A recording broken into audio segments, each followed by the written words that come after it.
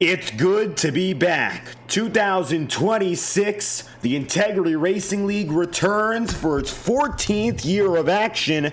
And since 2012, the World Center of Racing has been the location of its start to each season. Back on Tuesday nights, this is what it's all about. Coming live from Daytona Beach, Florida, this is the Daytona International Speedway, and this is the Integrity Racing League.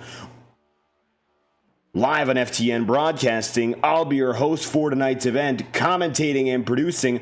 I am David Kreutz. It's great to be back, of course, with the familiar crowd of drivers that are ready to take to the field for our Daytona Duels, the qualifier events that set the order for our main event, the season opening Daytona 250 next Tuesday night. Now, today is going to be two 40-lap races, and the lineups of which will be set here and now. We have 40 drivers with us today, which means that there will be 20 drivers in each of the two duels. This is your main qualifying session, which will split the field of 40 into two. Newcomers alongside veteran to defending champion in Ethan Lane on the Tuesday night tour, alongside many drivers who are getting their very first taste here of Integrity. 3 minutes left on the clock now. This session will be used as the first duel. However, all drivers are qualifying in this location. The second session, duel number 2, will be opened up and racing will begin in about an hour. Duel number 1 will begin in less than 5 minutes. However, Steven Matz is not going to be racing tonight. It looks like Thomas Lynn second as Kevin Matz goes up to the top of the board. Kevin, a familiar face. Kevin in the number 50, up there by 6/1000ths of a second. Notable returners, well, Nicholas Ward right now in P3. Eric McFarland of the Roadhouse Racing crew is in 4th as they run. Here's Sam Nieto with the new paint scheme in the number 2. Nieto inside the top 10, just got bounced out to 11th. Kevin Matz still at the head of the board. So Thomas Lind in the 05 is in 2nd. If he stays in that place, he'll be the pole sitter for heat number 2. Minute and 59 seconds remaining. Nicholas Ward, Eric McFarland, Ethan Lane. That's the top 5 with Brant McClendon now in 6th. Lane, the defending champ in the 84, slows it right out of turn 1.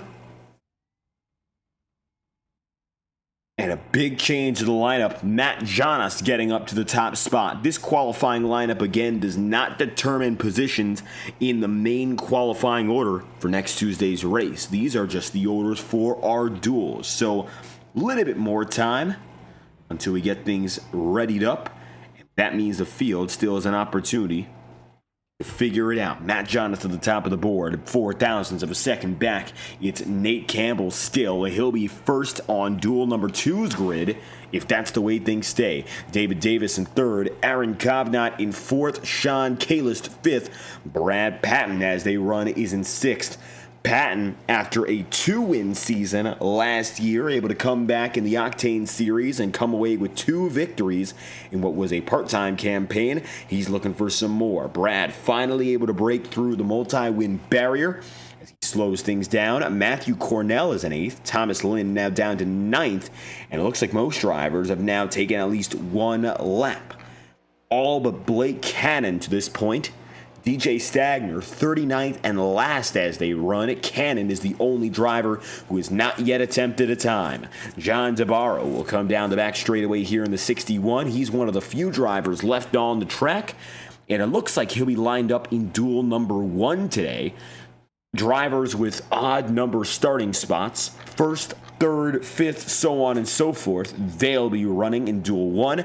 Drivers with even number starting spots, 2nd, 4th, 6th, and so forth, will race in duel number 2. And so Matt Jonas will start in 1st for this first duel. He'll be right behind him, DJ Stagner. 5th, Aaron Kovnat moves up to 3rd. 7th is Brad Patton. He'll move up into 4th. So half the field stays, half the field goes, and your first duel lineup has been set. let's break it down now that we have the full field lineup available to us here. 5 minutes of practice for drivers. Let's see what's going on. Your Daytona duel lineup is ahead of you right now, and it's 2 lineups broken into, of course, those 2 from our starting grid that you see right here. The inside line is duel number 1. We'll focus on them for the time being. The outside line, we'll see them later in formation. That's duel number 2. So, your qualifying lineup as they run for Duel 1 is Matt Jonas over DJ Stagner in second and Kalof Deitch Racing, their first ever entry in the Integrity Racing League. Aaron Kovnat in third. Aaron goes P3 with Brad Patton then fourth. Matthew Cornell is fifth, and Nicholas Ward is P6. Seventh place is Ethan Lane, the defending champ. Cody Smith, a winner at this venue now 3 years ago in the number 18. He lines up in the 8th position. That's going to be Cody Smith in the number 15 spot overall. However, 8th when you break it down.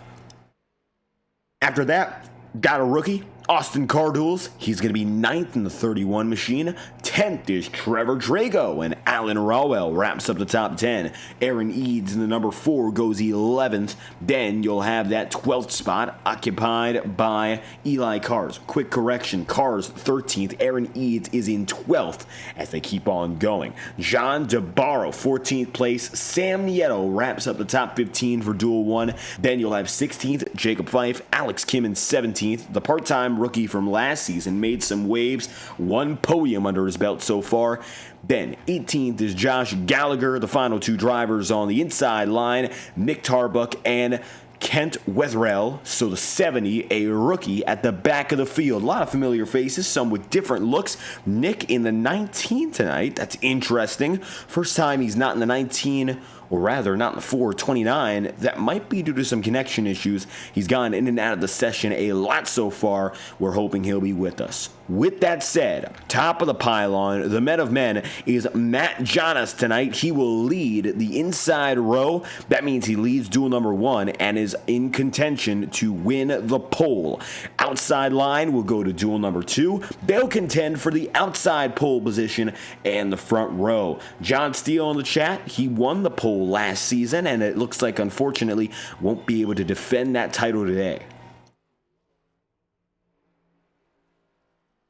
Either way, great to have you in the chat room.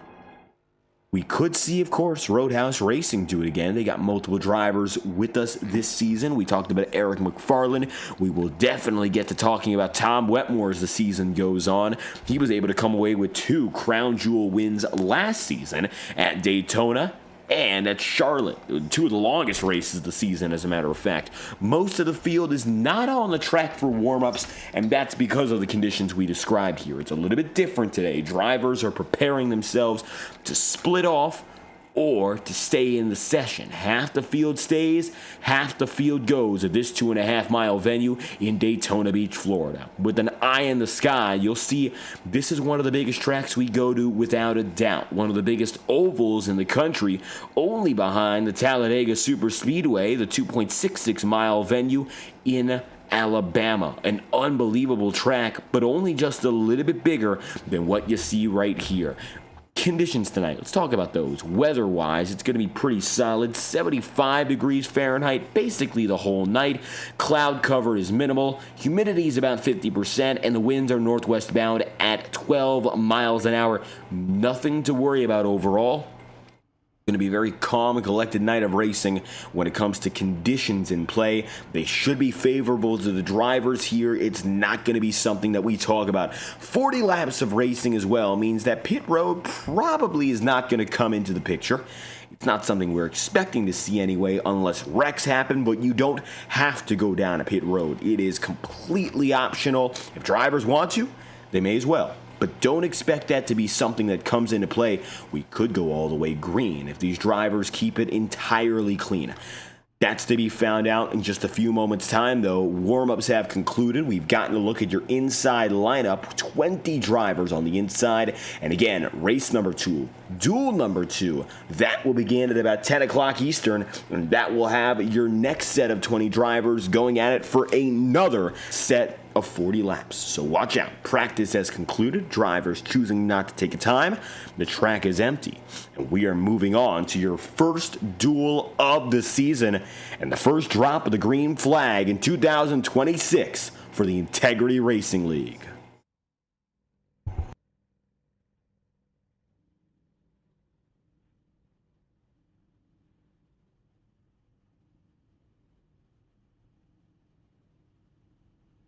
There is your leading man, Matt Jonas, in the number 15.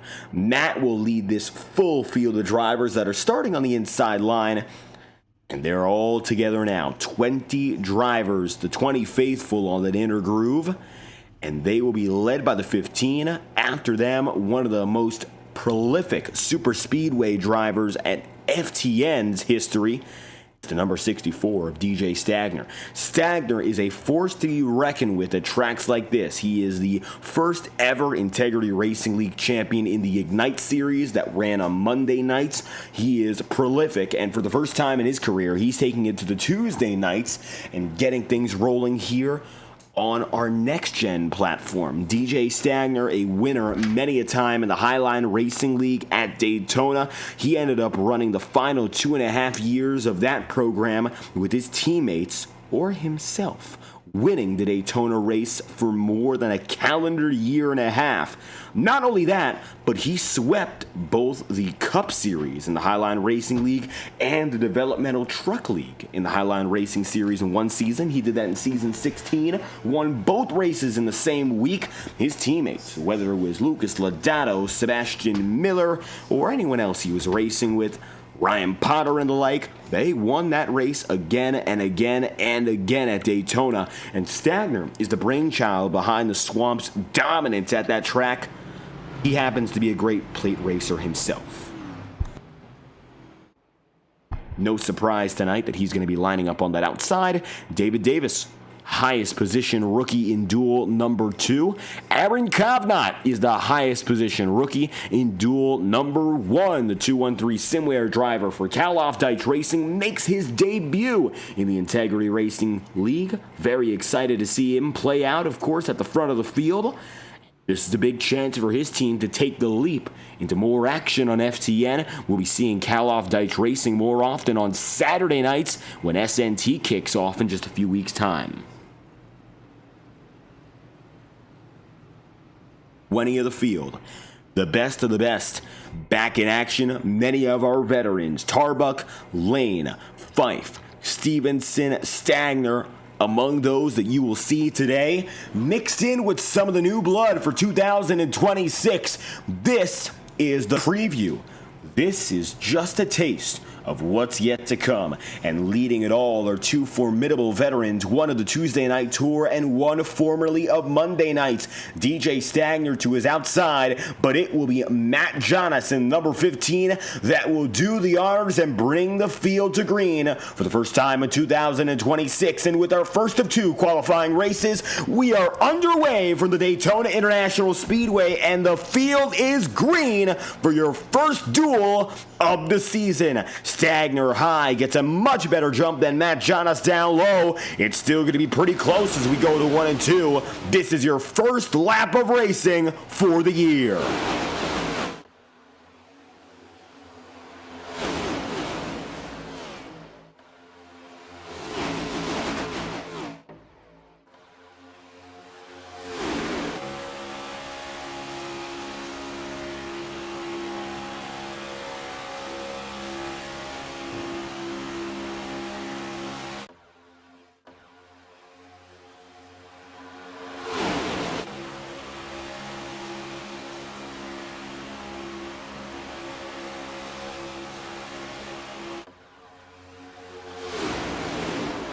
DJ Stagner gets the better that time by Matt Jonas, and with the help of Brad Patton, those two get out in front. 1 lap in, 39 still to run, of course, and a lot of time left on the table. 40 laps at Daytona.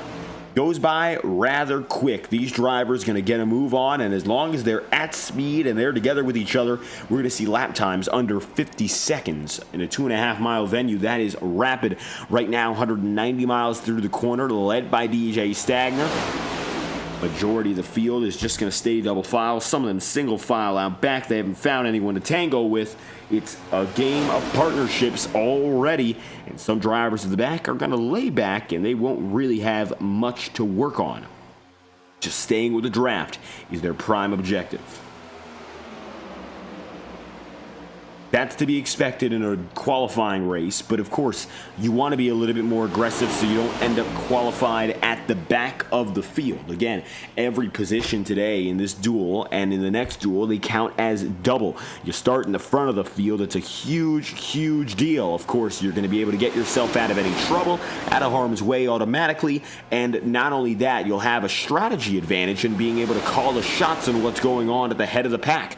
So if you're in second right now, DJ Stagner he's going to find himself coming across the line, and he will be, basically speaking, in third overall, because he's racing not only against the guys in this duel, but racing against the drivers that you're going to end up seeing in duel number 2. Or right now, if you are, say for instance, Trevor Trago running in 7th, you're really in the battle for about 14th, because there's you, and then there's the other driver in duel number 2 who's going to finish in 2nd. So he's in 13th right now overall qualifying wise, but he's only racing against half of that, making it easier to make moves, and each move matters a lot more when you think about it that way.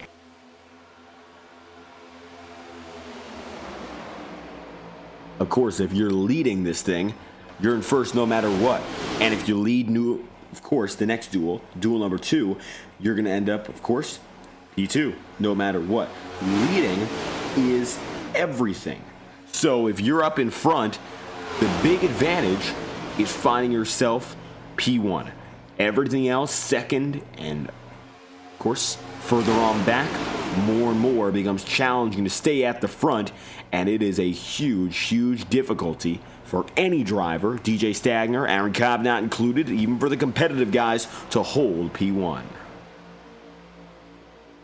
Let's see what happens here as these guys are going to remain bundled up with one another at the head of the pack. Aaron Cobb-Knott and DJ Stagner now contending with each other for the first time, toe-to-toe, head-to-head. Rookies, veterans, right at each other, battling for critical position.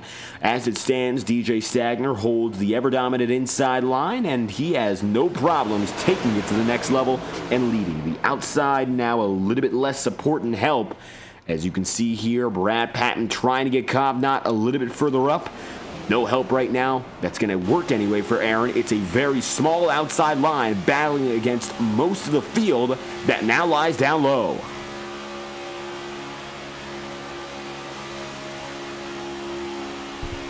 Outer Groove tends to have struggles on iRacing at Daytona. That's based off the logic, of course, that the inside cuts distance, you want to be there. And as you see down the front straightaway, it really is everyone who wants to be there. Which isn't necessarily a problem, of course, but when you think about it like how you see it, everyone going one place means it's impossible to get any further. If you're in one spot, you're basically locked. Hopefully things change. I wouldn't be surprised if they do or don't anyway, but as they run, it is lock tight. No difficulties between the 64, the 15, and the 91 as they run 1, 2, 3. They seem to be pretty comfortable holding their own and staying in the positions they're in. But if you're further on back, I don't think you're going to feel the exact same way. Say, for instance, you're Jacob Fife right now. Fife is running in the mid positions. He's running 12th as they run this time by. I don't think he's going to be content laying back, because starting in 12th really means starting in 24th, and when you're mired in the middle of the field, double the trouble. That's the attitude these drivers have to have. Double trouble all the way around. 8 laps in out of 40 here. It's the number 0 running just behind, and that's actually, I believe, the number 8 of Alan Rawell, who goes right by the frame. But you're going to see some newcomers with different looks as well on the racetrack. Keep an eye out for them. There's Austin Cardules, and Austin is in the Wheaties machine right there. Sam Nieto a little bit further back, all in orange. Nick Tarbuck tonight. Well, you see him there running the number 4 paint scheme. I think he's going to get his regular stuff back by the time it's all said and done and we get to Daytona next week. Tarbuck, multi-time Final 5 contender. And there's your last driver in the field, Kent Wetherell. Kent, rookie tonight, making his first career start. He's at the back right now, biding his time and getting prepared for what's to come. Not at all a bad strategy. Why not wait? Patience is going to be everything at Daytona, and it looks like he's practicing it early. Also practicing a little bit of patience is Ethan Lane. Lane in the 84 has not done much of anything yet. Kept himself in the midfield, but by all means, Lane, the only driver over the past 2 years to rack up more than 25 wins in the Integrity Racing League. He is remarkable, and I think that's going to show as the season goes on. Part-time driver in the NASCAR iRacing Coca-Cola Series. He is at the top level of all oval sim racers on the platform, and whether the field likes it or not, he is their top competition. Maybe not at a track like Daytona. Really, it could go anyone's way at Daytona. But when it comes down to any race, Ethan Lane is in the conversation. He's a driver who not only has that capability, but honestly, he knows it. And that's another big deal. And he races like he knows it, even though right now he might not be aggressive. That's all part of it. Biding time. The fastest drivers at the end are what count, not at the beginning. Although DJ Stagner is a driver who, historically speaking, loves leading early. In his Highline Racing League days, he would control a race from beginning to end. And so far, it looks like he's trying to bring that same principle back to life here. And hopefully it's going to bring him some success. Take a look behind. Matt Johnson Company, all trailing DJ Stagner.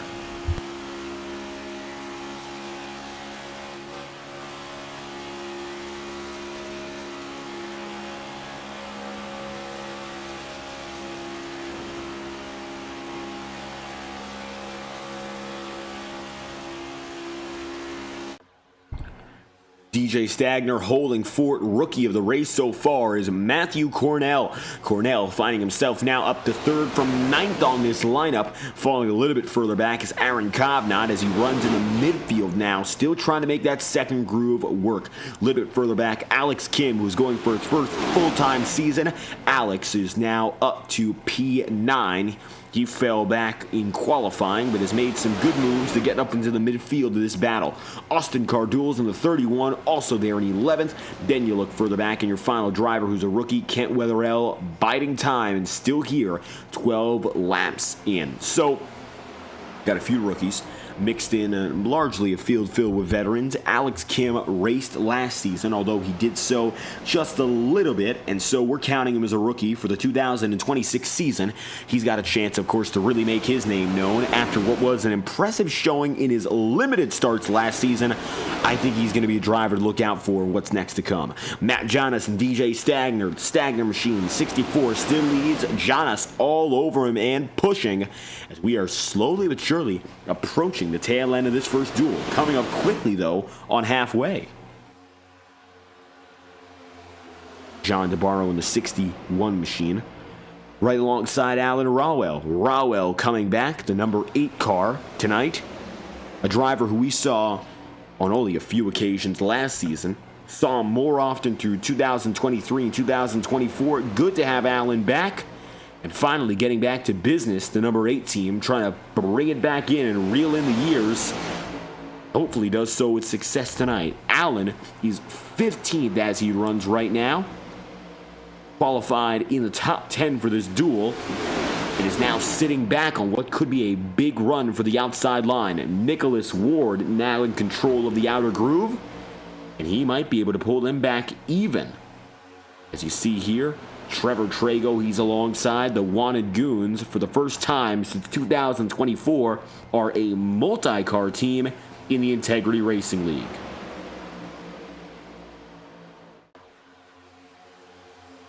Trago, of course, going to be alongside the 9 of Brad Patton this season.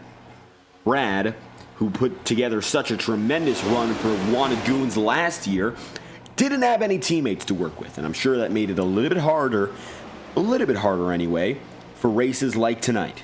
Granted, didn't seem to become a big problem for Brad. He won more races last season than he did in the previous 2 years, but finally having the Wanted Goons back in action as a multi-car enterprise, that's a huge deal.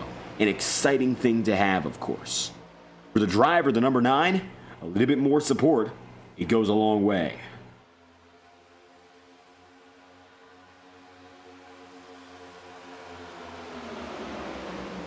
"15 laps in out of 40. DJ Stagner now on the outside. He has swapped lanes as Nicholas Ward is being brought to the head of the field by Aaron Kovnat in the 91. Aaron now running 3rd overall. Cody Smith in the 18, 4th. Cody, one of the better SuperSpeedway drivers in this field. And I'll tell you this much, that comes through experience. 2023 here at Daytona with the Next Gens. He won in a photo finish at the line against Brad Patton. He was able to do so, and now, funny enough, he finds himself not too far ahead of Patton on the racetrack. Both drivers still competing. Patton has not yet found that level of success at Daytona. Just hasn't come his way. However, he's got a chance tonight. And I would be surprised if he lies back at the end of this run. Granted, 16 laps in out of 40, coming to lap number 17. We are still booking it under green, and not much has changed in terms of the running order at the very head. DJ Stagner is still in control. Aaron Kovnat remains in the top 5. Matt Janas is watching, but he's not watching from afar. He runs right now 4th on the inside line after qualifying on the pole. Stagner versus Ward. Nicholas Ward also breaking a half-decade winless streak last season. Finally finding victory lane in the Octane Series. Pole positions in both Monday and Tuesday night tours. It was the best season for Ward, 2019.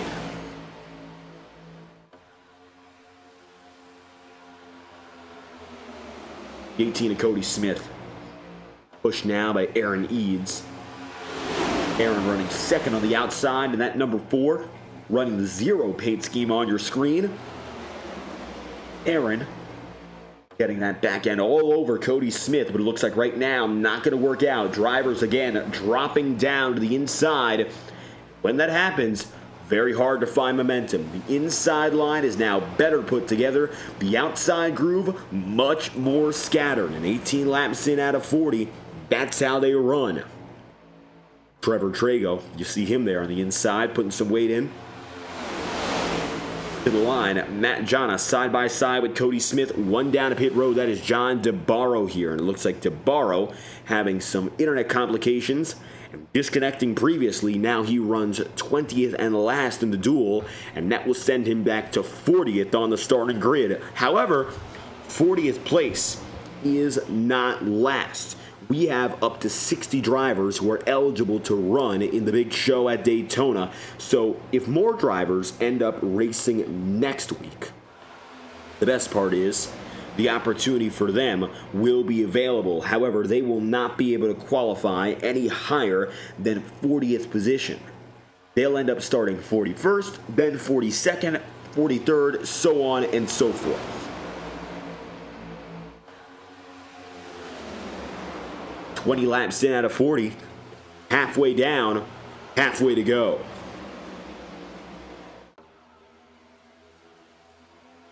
Double file multiple ways through. Matt Janas, Trevor Trago, Matthew Cornell all connected here. Cornell fighting with another rookie in Aaron Kovnat tonight. Both of them putting together stellar early runs. And Aaron definitely now in the running to win this duel, as is Matthew Cornell. Nicholas Ward getting that protection now for the 91, and he's putting it all together for DJ Stagner. Stagner so far has led the most laps of the night and always comfortable at the head of the pack. DJ doing what he does best. 20 laps to go, halfway through. Let's take a listen to the field right now and crank it up for a brief moment as we go for the first time a close look at these Next Gens in action, brought to you by Whiplash Simcams.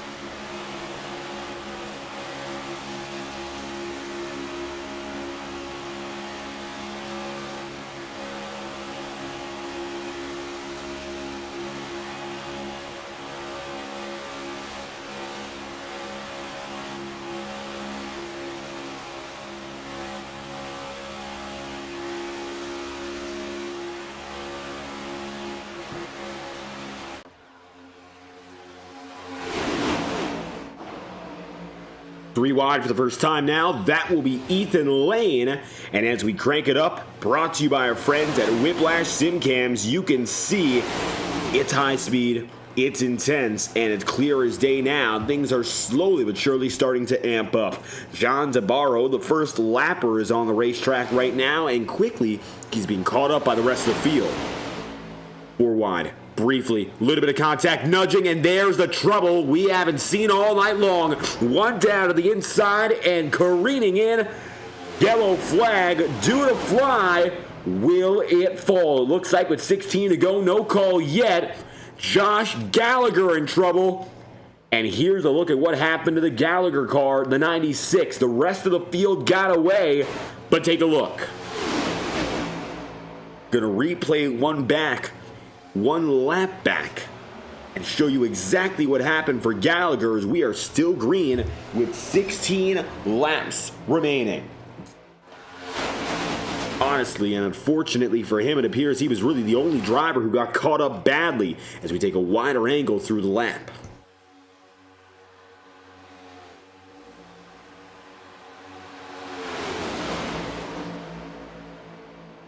Now you'll see drivers are bobbling ahead of him. And as they do so, Cody Smith into Gallagher, shoots him down, Smith ending up saving it, and Gallagher off the racetrack ends up rolling right toward pit road. Now Josh is back on the circuit, but as you can see, very far away from the leader DJ Stagner and company. One down, the rest of the field still going. And Cody Smith and company very lucky to get away from that one. As a matter of fact, Smith has gone for the back of the field now up to the upper half, even with that content. And of course, that contact not easy to get away from so quick, but Smith lucky, and he's back in business.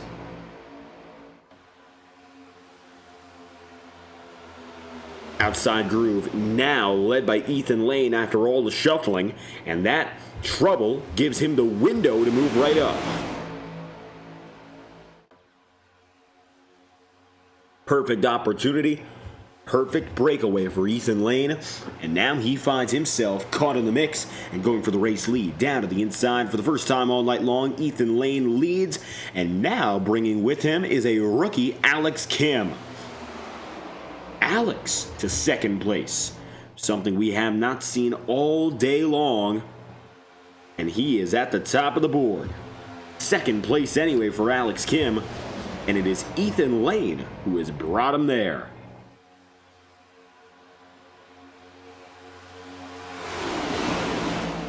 Nicholas Ward runs third. Aaron Kovnat in the 91. He finds himself running P4.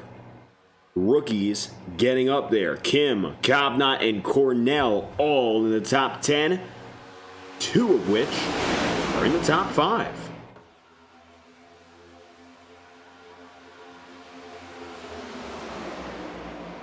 Not bad at all for these drivers who are making their very first runs here at Daytona in the Integrity Racing League.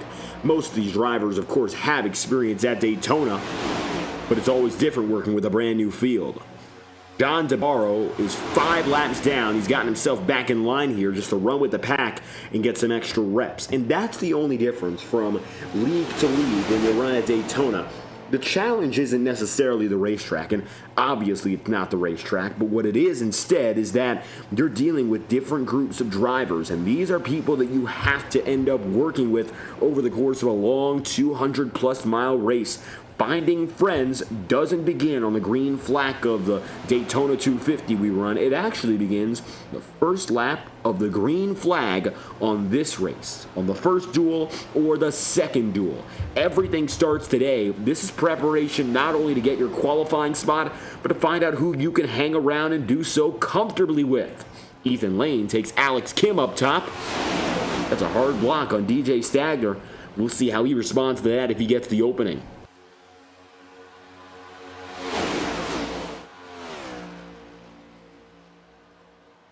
Three wide now. And it could be that way as Ethan Lane gets bobbled out of line. Matt Jonas goes down to the apron, saves himself, gets back up. Little bit now of a slowdown as drivers nudge each other up and across the track through 3 and 4. Always risky to see it. Luckily, it doesn't become a big issue. 11 laps to go. Coming to 10 laps remaining. It's going to be Ethan Lane and Alex Kim swapping spots big as Kim now has the lead. Lane gets back to 5th. Kim, Kovnat, Cornell, a top 5 laced with the rookies. Bring your 5 top 5 drivers are first-time competitors in the Integrity Racing League at Daytona. 2 of them first-time drivers in this league, period. Alex Kim, the only exception, with a few starts in the modern era.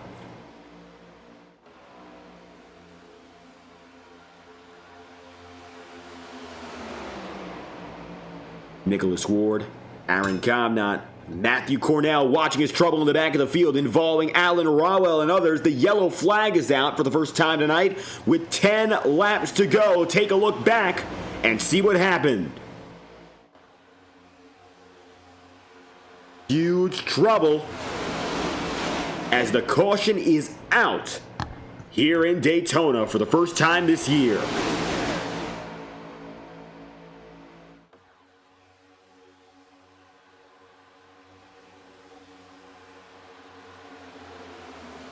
Alan Rowell, among those involved in the year's first caution, starts with some 3 wide racing ahead of him. Trevor Trago down into Matt Jonas.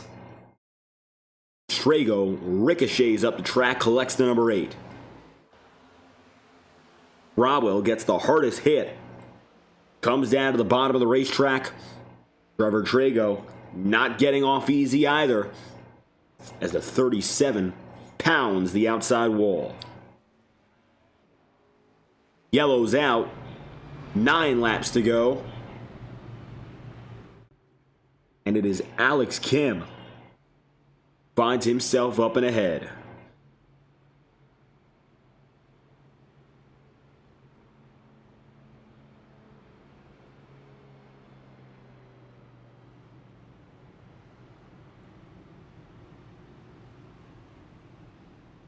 Field slows down the first time tonight under yellow conditions. The caution is out.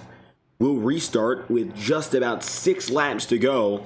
Alex Kim over Ethan Lane, Nicholas Ward, Cody Smith, and DJ Stagner are top 5.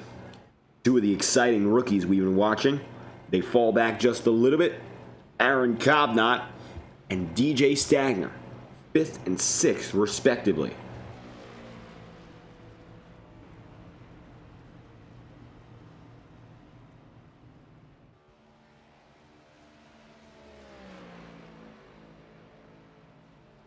Kovnat battling alongside Cornell for the Rookie of the Race honors. Going to be exciting to see what happens as Alex Kim tries to go for the pole position as well. 73, getting his first reps late in last season, came in at the end of the summer, over the course of the fall months, and all of a sudden, he's one of those drivers that we have our eyes out for. Is he going to be one of the better drivers this year throughout the entire run? That's something we're not quite sure about, at least yet. But he definitely has potential.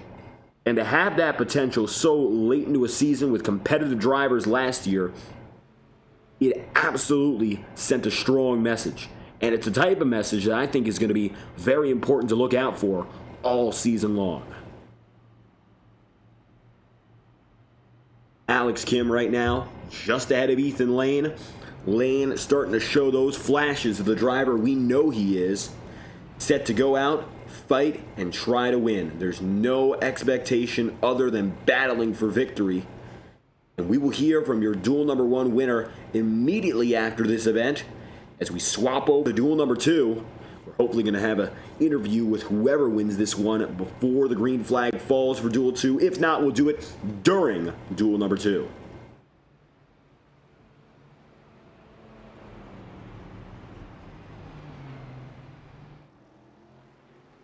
Eight laps to go. We'll restart now with 6. There is John DeBarro getting a lap back Alan Rawell looks to be off the track, and so Tabara will catch up, not only getting a lap back, but also he'll be able to get a position out of Alan Rawell, so John will not start on the last row next week at Daytona. Instead, he's very likely going to start around 35th. Maybe with another incident, he could grab another spot or two. Gets less likely as the night goes on, though. The field is now double file and prepare to go at it. As for the first time this season, we got ourselves a restart at Daytona.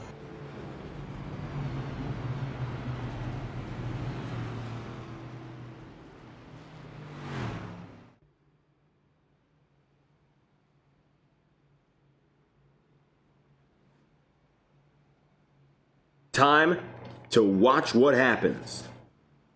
Alex Kim at the helm, followed by Nicholas Ward and Aaron Cobnott. Ethan Lane will be trailed by Cody Smith and DJ Stagner.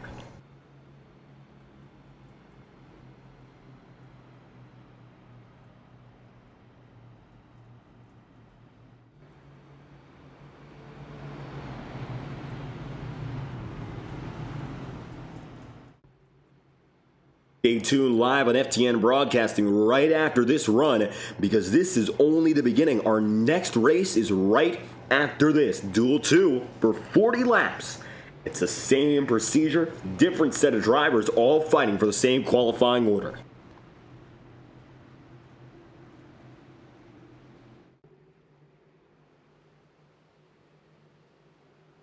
Pace car drops in. Alex Kim in full swing now, as he'll be alongside Ethan Lane for restart number 1 of the night. Kim just slightly better off the line, and that's all he needs to clear Lane into 1.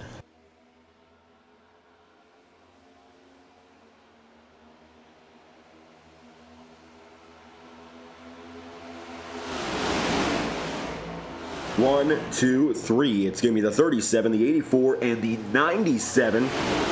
As Ethan Lane is going to immediately take himself right up high. He does not want to be behind any longer. Instead, pushes aggressively to take the race lead. With help now from Cody Smith and DJ Stagner, that's the move that gets him back up to the point. Aaron Cobnott and Nicholas Ward now try to help out with Alex Kim. Not going to work out. Dropping in quickly is going to be the number 73 of Alex Kim. Kim now going up and down, swapping lanes. It's getting aggressive here in Daytona. 6 laps to go. Now coming to 5. Next time by, Alex Kim has found something. And it looks like he's found a spark before anyone else. And it's going to be the entire field that is set to challenge him.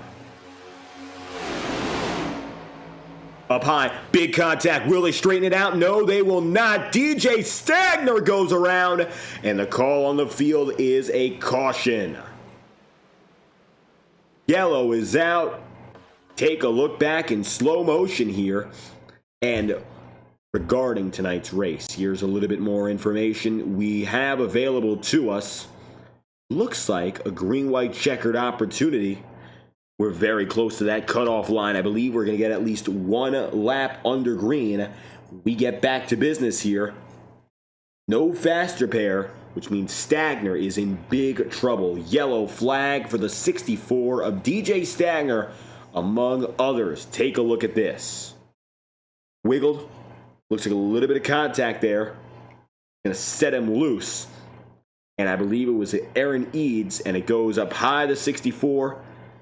That quick overcorrection sends Stagner into the outside wall. Aaron Eads definitely with damage. Stagner gets the worst of it. And the man now in 16th place is totaled up after controlling the entire first half of this night. Looks like it's going to be a long climb uphill. If he wants a chance to win this duel, it becomes a slim to none shot given the damage he has.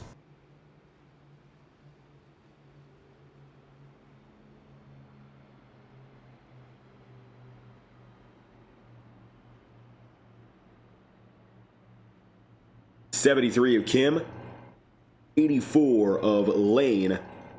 Still the 1-2. We get ourselves going again.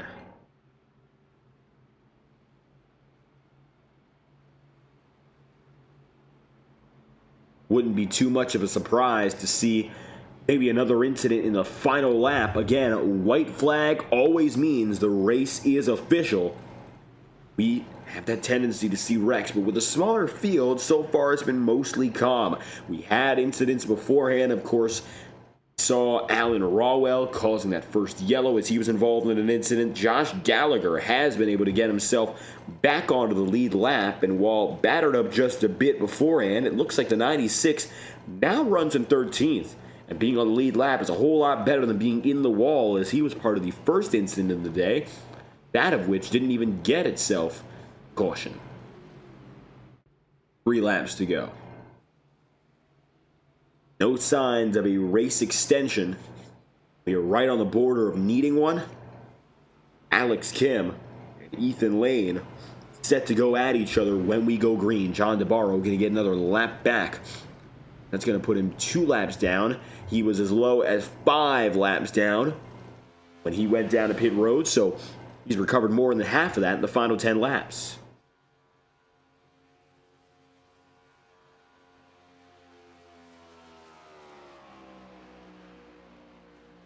Huge recovery. Last moments.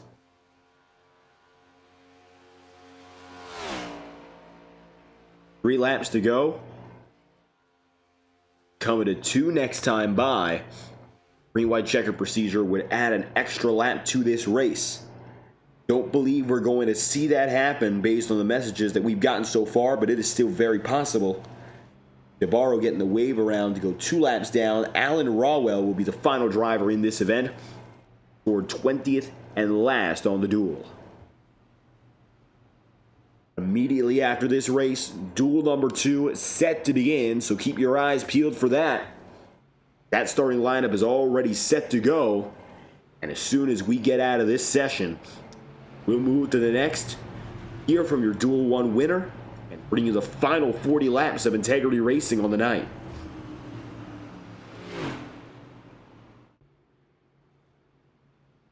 One to green now, this time by John DeBarro.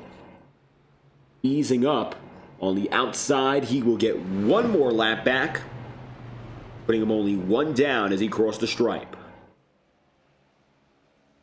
Getting a green, white, checkered. Race has been extended to give us a 2-lap run, so we'll go to lap number 41 on this duel. Second caution may very well be the last of them. Green, white, checker means that this next lap, if we get a yellow flag, the race is extended. We get to the white flag, the race is official. They run to the line, checkers or wreckers. Sometimes it's both. This is the battle for the pole position next week at Daytona. That's what it comes down to.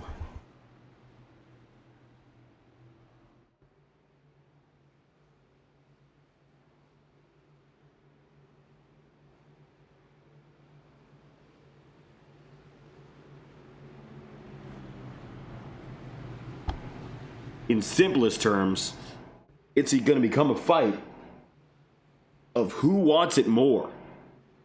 And for Alex Kim and Ethan Lane, they've definitely wanted the most out of anyone so far. But now, time to separate themselves. Alex Kim and Ethan Lane, head-to-head, one final time for a 2-lap dash. 5 miles is the difference maker. When the iRacing pace car goes low and leaves them be, could be also Nicholas Ward, Cody Smith, the rookies in Cobnott and Cornell. The top 10 sees Brad Patton, Sam Nieto, Nick Tarbuck, and Matt Jonas, its final drivers. Remember, Jonas on the pole position to start it off tonight.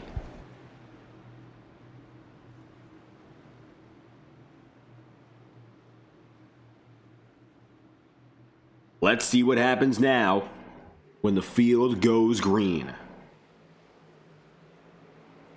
iRacing official pace cars out of the way. It is all Alex Kim. 2 laps to go. A great jump. That was fantastic. Alex Kim, only to get a crossover now from Ethan Lane. The battle has begun, and it's clear now, no holds barred.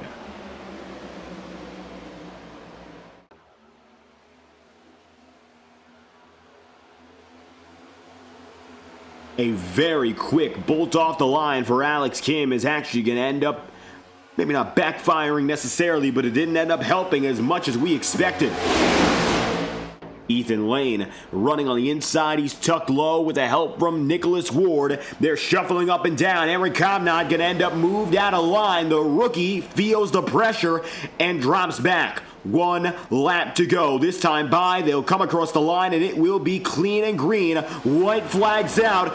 This is for the pole next week. Ethan Lane tucked in on that bottom groove has himself the optimal position in 1 and 2. They wreck behind. Sam Nieto involved. DJ Stagner caught up.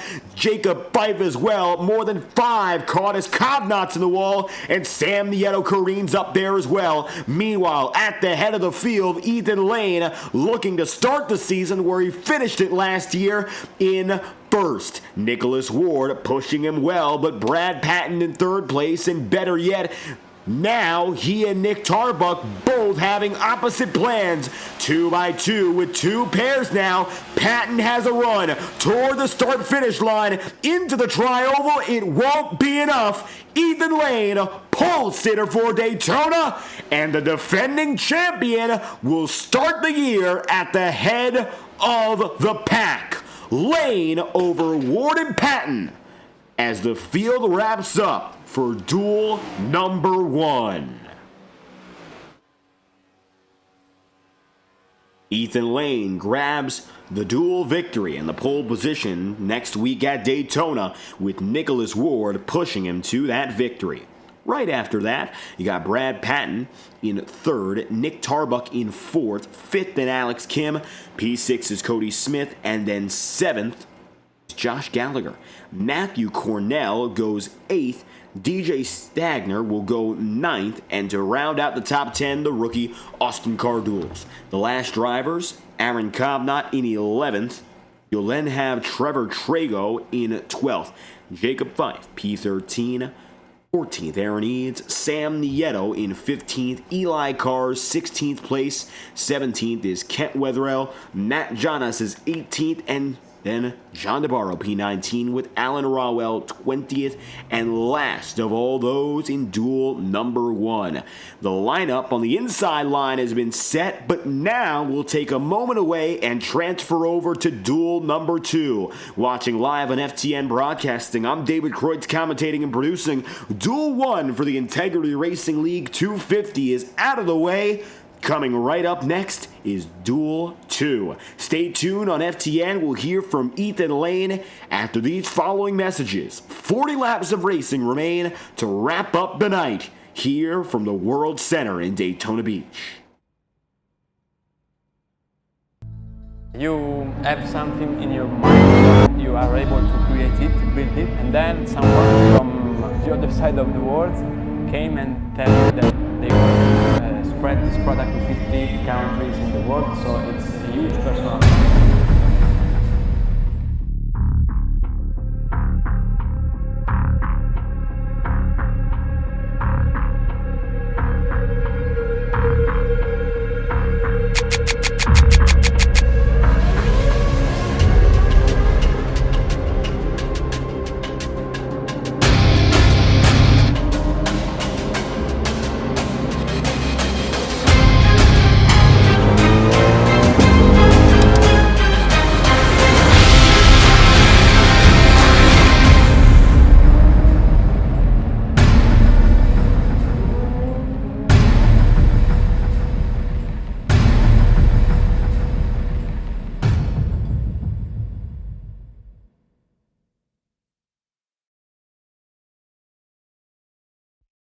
Racing isn't easy, but experiencing it is. iRacing puts you in the driver's seat with the industry's leading sim racing game. Drive on laser scan replicas of the greatest racing circuits from around the world. Go head to head against other drivers chosen by skill-based matchmaking to ensure competitive racing at every level. Compete across all your favorite series. In officially licensed cars, engineered to deliver the most accurate driving experience possible.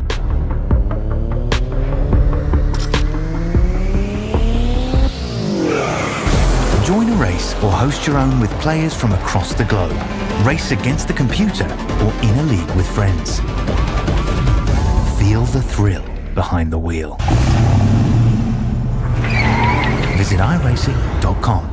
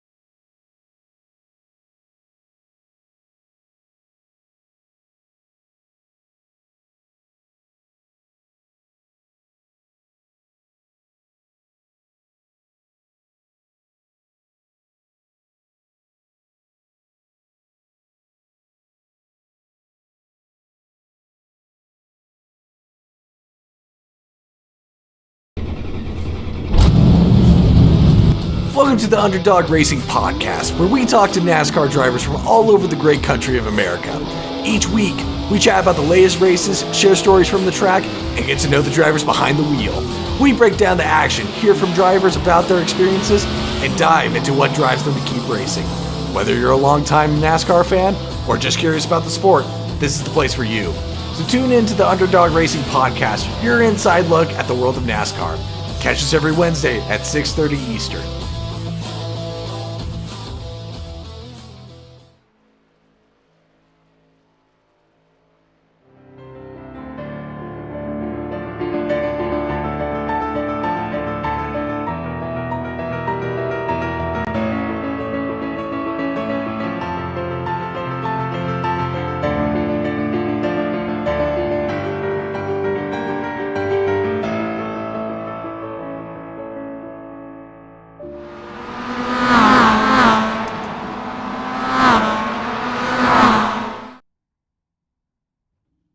Back live from Daytona International Speedway, you're watching coverage of the Integrity Racing League Daytona Duels live on FTN. For those of you tuning in or those just coming in, of course, after our first duel, or if you've been here the whole time, I'm David Kreutz, commentating and producing, and as it stands, well, we saw Duel 1, and if you didn't, it's a familiar face at the head of the pack who got it done, and that's the man in the number 84, Ethan Lane. So before we move on to our second duel, we have your first duel winner in the broadcast booth, and a very familiar face and a fast way to come back, Ethan. So quickly after winning a championship last season, you find yourself pole sitter here at Daytona. How's it feel putting that momentum, of course, in place immediately? Oh, it feels great. Especially with it's difficult with this new draft package we have. But if you know how to work the side draft properly and when to have people like push you, you can go to the front. And I kind of figured that out pretty quickly. So I was just trying to save my stuff at the beginning, and then with like 15 to go, I was like, all right, we got to get track position now. And yeah, we were able to make it out on top. And you know, you talk about the right time to make these moves and when you do it. You started in the middle of the pack for this duel, so it's not exactly like you were on the up and up aggression-wise to begin with. Can you walk us through how you laid those 40 laps out in your mind? A lot of testing for next week, seeing how far we could fuel save if we did it the entire run. Kind of have an idea of where we need to be at for next week. So that's kind of the first half of the race, and I was like I said, 15 to go. I was like, all right, let's see what we can do, and we went to the very top by the wall and made it 3 wide. Was able to get the draft out of the front of the cars when they were coming off the corner, like or a corner edge of the corner, and we were able to keep our momentum, and then we just found the right holes to be at the front. Right opportunity, the right holes, and now you have the best position to start it off next week. That, of course, is the big show, the 250-mile feature. How does it feel starting up in front for this race? I mean, it's going to be a big field. This is your first time on the pole at the World Center of Racing for this big show here in Integrity. Is there any difference in mindset with that being said? No, but it's the first one or first time I'll be able to race the first event of the season in quite a while. So happy to be able to do that. Um, Hopefully we can put on a good show from pole, and um, we'll see what happens. If we can go back to back in the first 2 weeks, that'd be great. If not, we'll look to come out with a good solid finish. Well, with that said, Ethan Lane, the winner of duel number 1 tonight, as he puts it on the top of the board, and that's going to be the way it runs, of course, starting up at the head of the field next week at Daytona. As we get things going, of course, and we're going to leave you be, Ethan, any final shout-outs you'd like to send? A fun racing night, everyone. Hopefully it can be even better with more cars. Hopefully we get more people to learn how to maneuver the air around to your benefit, and we'll see how next week goes. Ethan Lane, head of the field when we go green next Tuesday night. Thank you for tuning in, Ethan. Thank you. Lane, he's the winner from Heat 1. You got a word with him. Now, let's go through your lineup very quickly for duel number 2. It's the same format, but the different group of drivers who you didn't see just a few moments ago. And at the head of this lineup will be Nate Campbell. Campbell will start the duel at the head of the board. He's the number 45, battling for P2 overall. Now, he'll be alongside David Davis, the rookie in the 13, and Sean Kalis in P3. Fourth spot is going to be Kevin Metz. Fifth is another rookie. That is Thomas Lind. And P6 on the day is going to be Eric McFarland for Roadhouse Racing. Just after McFarland is going to be the driver in the number 12, Brant McClendon. McClendon goes 7th tonight, and Andrew Hamilton in the 24, he goes 8th. 9th place will be Randy Fiash, and Zach Schrintenol will be the number 20 in P10. Just after that, you'll have in the 11th position Troy Green. Tonight, he's in the number 29, a little bit different than what we usually see. After that point, Don Stevenson. Stevenson will be in 12th. 13th place is going to be Ryan Bean. Bobby Keith, 14th. Brock Potter will be in the 15th place. You'll have 16th in Tom Howe. 17th in Joe Yakes. 13th is going to be, of course, further on up. 5 spots behind him is Chris Schetzler in 18th. 19th place is going to go Richard Smith, and Blake Cannon will be 20th and last for Duel 2. We're going to step aside momentarily to catch the field up with us as final practice is coming to wraps, and we'll return with your 40 laps of action. That's your starting grid, and they're coming your way live on FTN right after this. Racing isn't easy, but experiencing it is. iRacing puts you in the driver's seat with the industry's leading sim racing game. Drive on laser scan replicas of the greatest racing circuits from around the world. Go head to head against other drivers chosen by skill-based matchmaking to ensure competitive racing at every level. Compete across all your favorite series. In officially licensed cars, engineered to deliver the most accurate driving experience possible.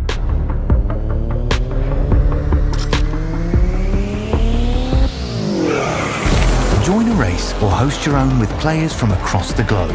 Race against the computer or in a league with friends.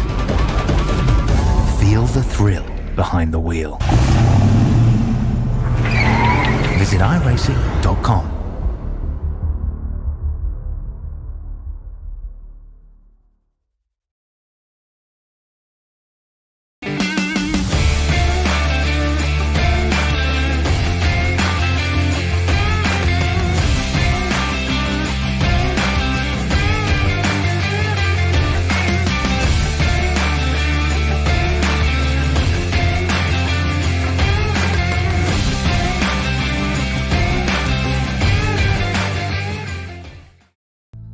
You have something in your mind, you are able to create it, build it, and then someone from the other side of the world came and tell you that they want to spread this product to 50 countries in the world, so it's a huge personal accomplishment.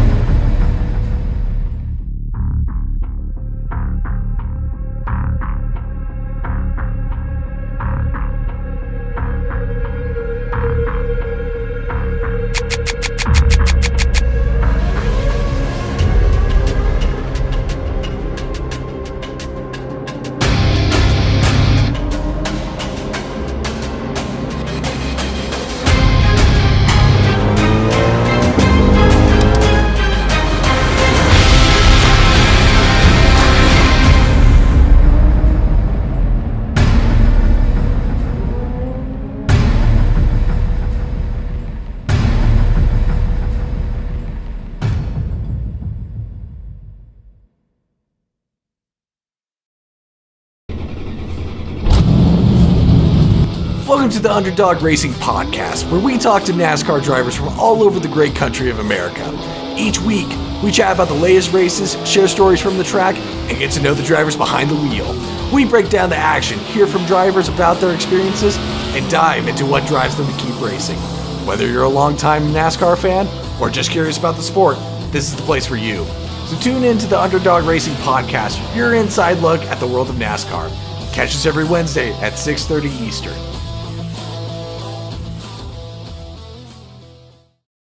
You feel the ground shake. Your bones begin to rattle. You hold on for dear life. 280 foot-pounds of torque is coming your way.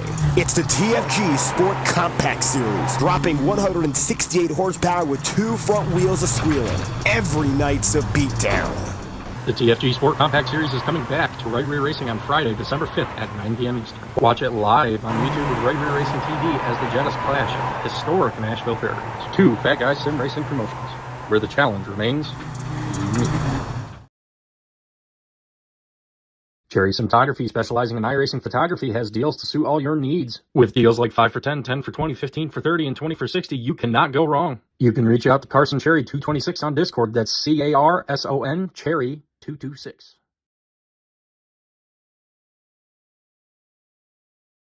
"10 weeks, 1 champion. It all comes down to this. Brace yourself. 350 horses on a rampage. The Outlaw Dirt Series Sportsman Modifieds are coming to Shaggy TV. Tuesday nights at 9 p.m. Eastern, the Sportsman Modifieds will roar to life across 10 of iRacing's amazing dirt tracks, starting at Lanier and ending at Oswego. You just gotta be there.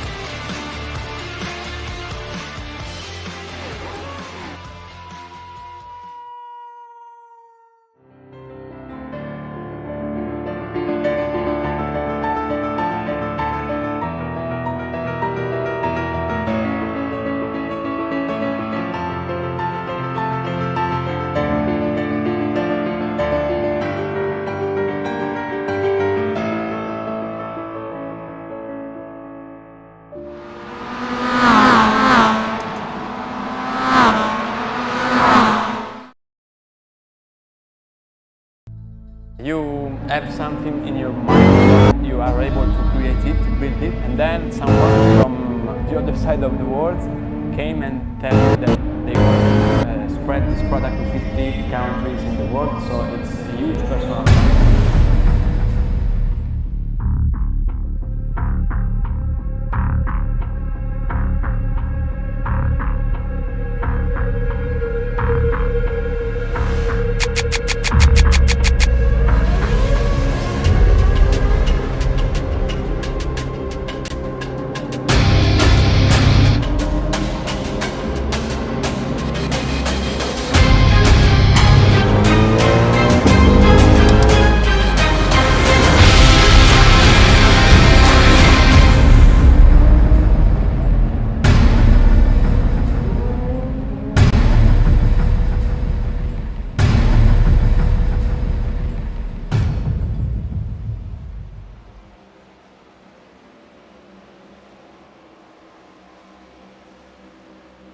10 minutes left in additional practice as we just had to ensure every driver is with us here for duel number 2 back at Daytona. Great to be back, of course, with duel 1 out of the way and 40 more laps of racing coming through for the Integrity Racing League. Welcome back to coverage on FTN Broadcasting. We went over the qualifying lineup just a few minutes ago, but to go over it again since we have a little bit more time, it's a brief refresh on the who's who. At the head of the board, we're going to be talking about the number 45 of Nate Campbell. As it stands, still organizing officially the rest of the lineup, we will have 20 drivers in this second duel, and Campbell will be the man at the head of them. He was a rookie last season in the Octane Series, got the experience, and had a great campaign, one of the top 10 drivers in our regular season standings, and made a deep playoff run. Campbell now looking to go through and avoid the sophomore slump. He's 3 wide right now, and he's got a few of his buddies on the racetrack with him there. He's alongside the 20 of Zach Schrintenel. There's Richard Smith just ahead. And there's the number 26 of Ryan Bean. Bean, one of the best road course drivers last season, who really made a mark and impressed the field with his capabilities. Bean and Campbell, a deadly duo to watch out for. And of course, Zach Schrintenel, one of those drivers who had calm, consistent runs every week last season, all 30. Let's talk a little bit more about what's ahead of us for the Integrity Racing League while we have time.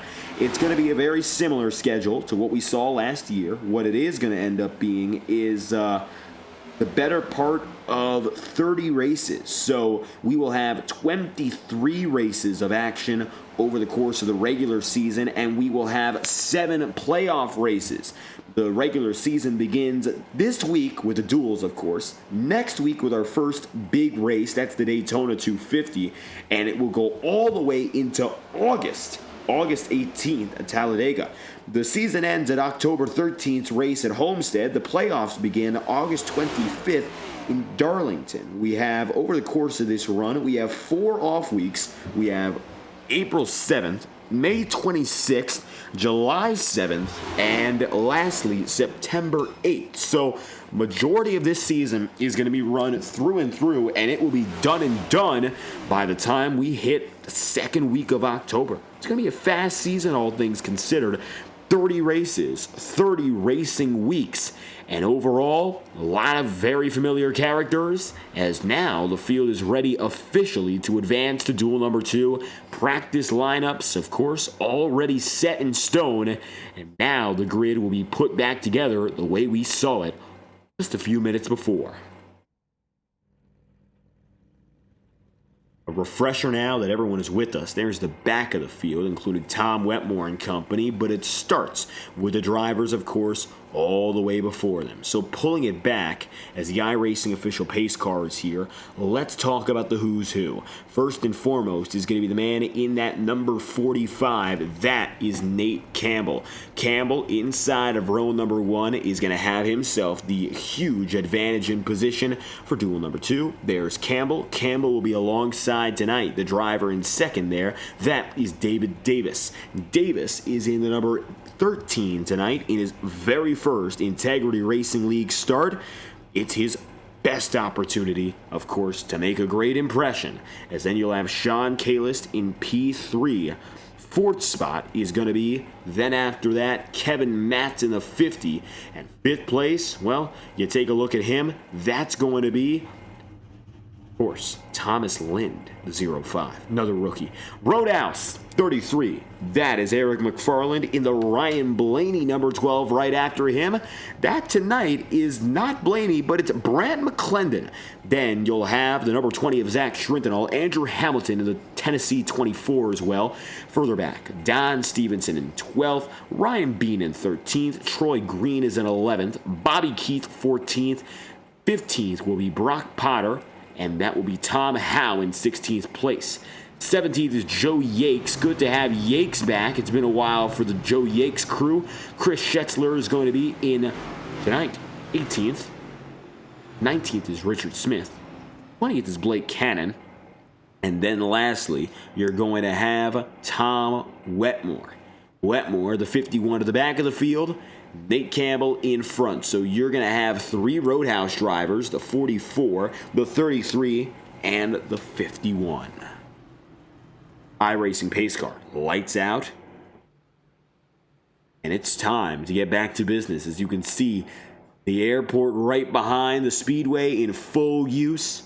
Planes descending. Crowd packed. Engines roaring. Not much changes at Daytona. And I'm sure we're going to see a pretty similar, although exciting race these next 40 laps as Duel 2 is set to begin.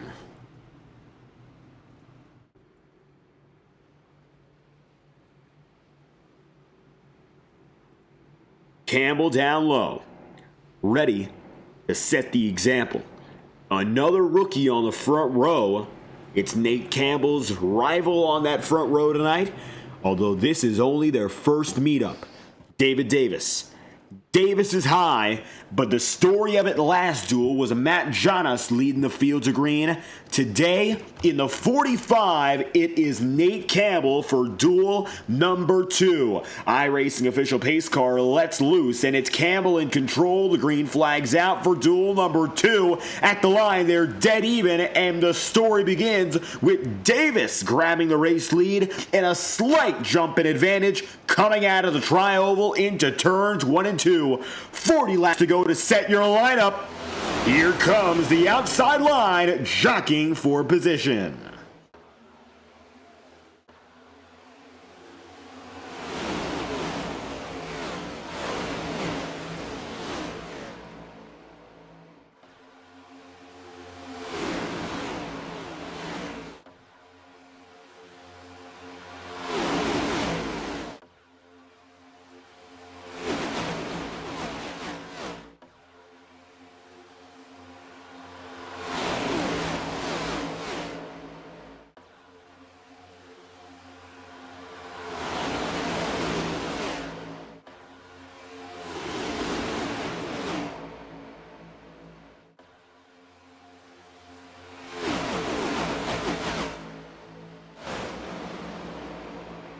Take a look at that wide angle there, and you can see that the inside line is dominant.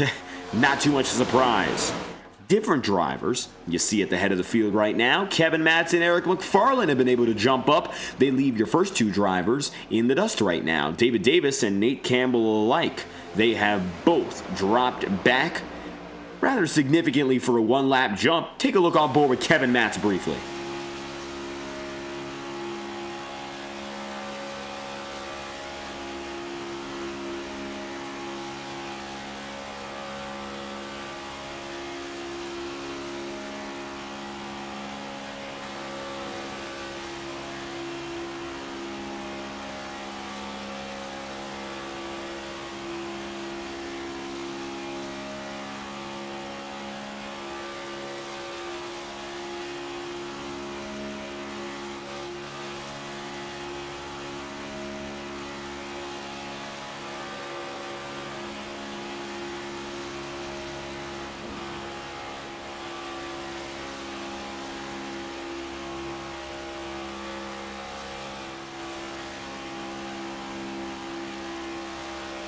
Taking a ride on board with Kevin Matz. And from the backside, you can see here, everyone has filed into the inside. Not something we often see, and I found it interesting as we watched it there.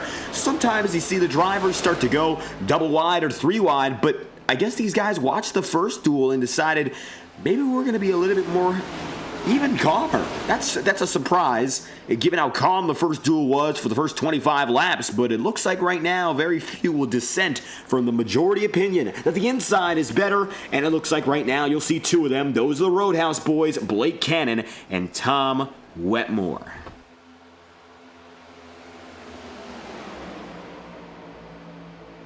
Now the 44 and 51 making their way up and trying to catch up to teammate Eric McFarland.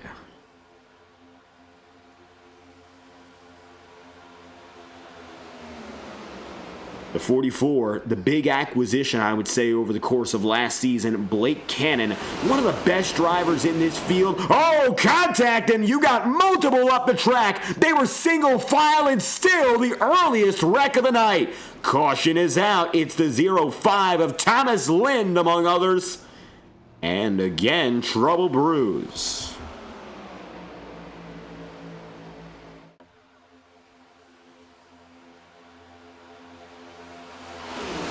take a look at how it started. And you just see there, ricocheting and a fast chain reaction. Gonna pull it back in slow-mo and try to get a closer angle on the matter as they head into 1 and 2. Watch the high side. Oh, Lynn tries to close the gap. I think that's what happens there pretty clearly. He got in, and Campbell nudges, makes contact, and by that point, he feels he has no choice, or really he has no control other than clearing him out. The 90 of Kalis gets up into him. Those two hit each other hard. And then comes the 35 of Tom Howe, another rookie involved. Very little room he could go to otherwise. Richard Smith, 29 of Troy Green. Dropping way down low is Joe Yakes, sliding out to avoid the wreckage. Not a bad call from Yakes, actually. We'll try to take a look at his perspective, but first a perspective from Tom Howe in the 55.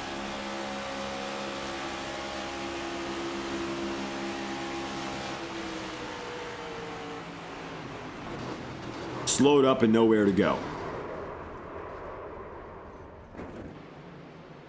Pull it back to Yakes, and you'll see that Joe basically pulls the emergency trigger and gets himself out of trouble. On board.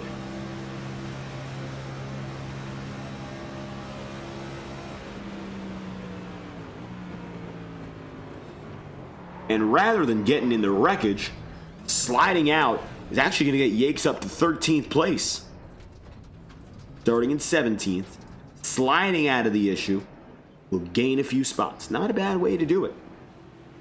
So Joe Yakes up a few spots here as the field is organized. 6 laps in out of 40. Kevin Matz is going to lead a strong and overwhelming majority of the field into the pit road. That's a surprise, given that last time around we had multiple cautions and nobody went in. Nate Campbell, Andrew Hamilton, the 12 of Brant McClendon there.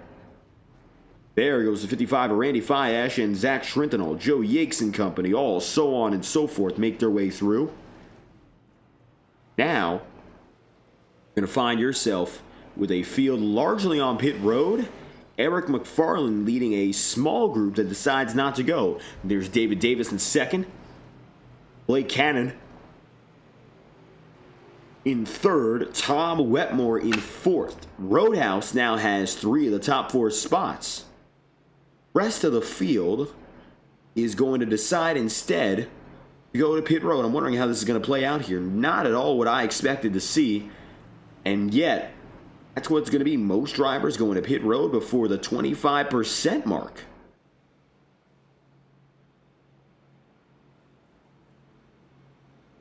Pause on the action.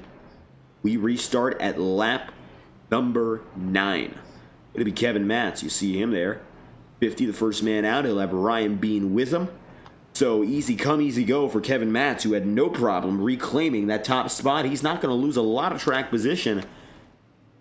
But I don't exactly know what he gains from that. That's the interesting part. Everyone goes in, but I can't figure out exactly why. We don't have a fuel cap, it doesn't appear. And most drivers just decide to go in and get themselves topped off. Not something you see often at a super speedway. And yet that's how it plays out.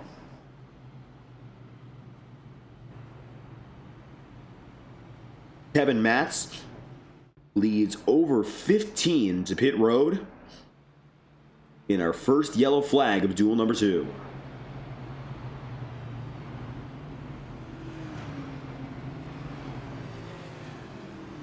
Caution is out.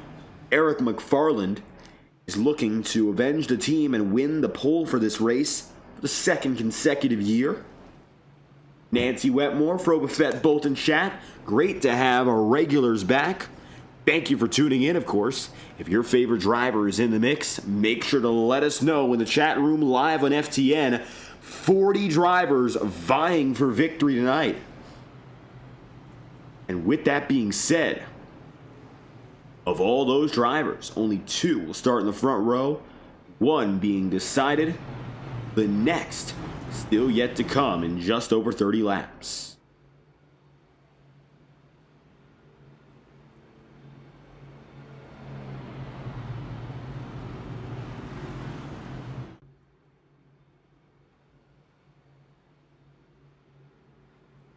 Getting started now with McFarland and David Davis. Davis remains on the front row. Tom Wetmore coming from 21st to 4th. Blake Cannon from 20th to 3rd. In less than 10 laps of green flag racing time, both drivers on a rapid rise. Eric McFarland, calm and collected, goes from 6th up to 1st.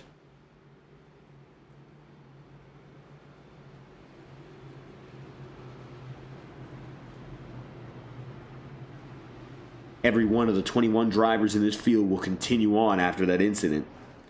There's Thomas Lind in the 05, right behind Troy Green and Don Stevenson. So no matter who was involved in that wreck, their nights are not over as we return for a second chance at the green flag. Lap number 9 of 40, green flags out, led by Eric McFarland as they cross through the tri-oval. It's going to be Roadhouse with 3 of the top 4 spots already getting lined up, and this is strength in numbers. This is the team game we talk about at Daytona, and now it is underway.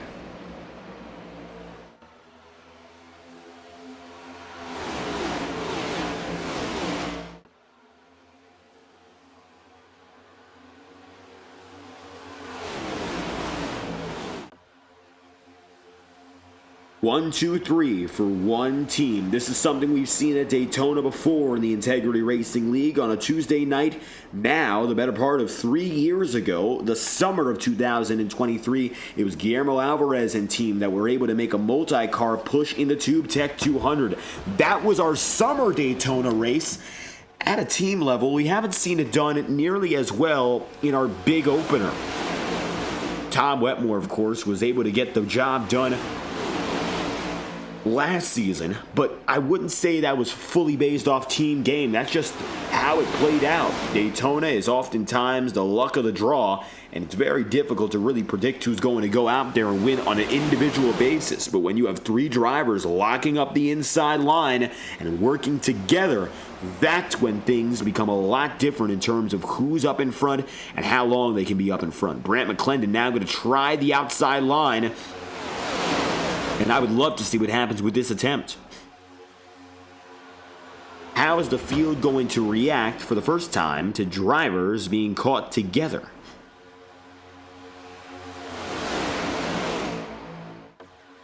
Right now, anyway, looks like there's not much they can do when they're just standing in line together. First 10 laps have come and gone with one incident. A fully double file field right now. Aggression, it's at a minimum. At the very least at the head of the field, these drivers have been able to keep themselves very calm.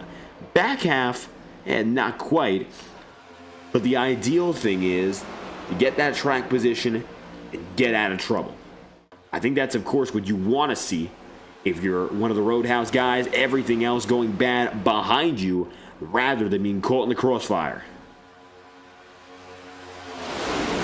The less crossfire, of course, the better right now for all drivers. And it looks like, by and large, it's 2x2. We're not seeing any attempts at 3-wide racing, something we saw more late in the going in duel number 1. That's when things got dicey. Drivers overstepping boundaries and just shaking off the dust by going 3-wide and trying different things. Better now than anything else.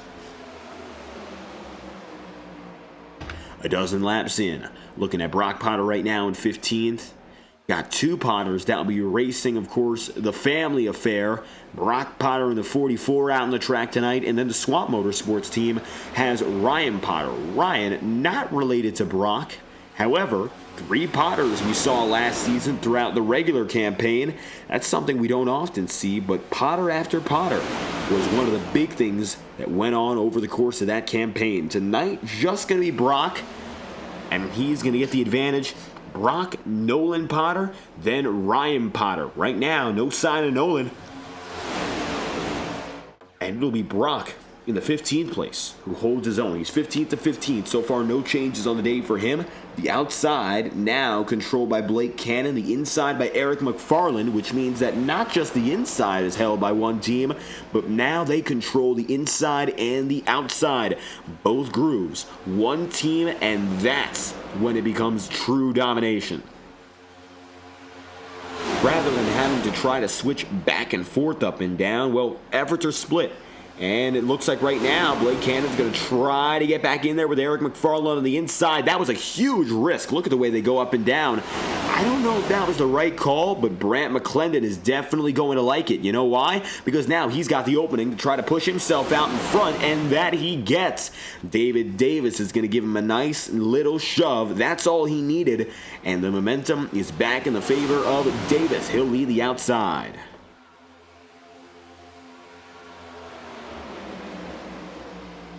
Very interesting to see what happened there for Brant McClendon, as now he has himself the inside and he's blocking what's been the super team of the night so far.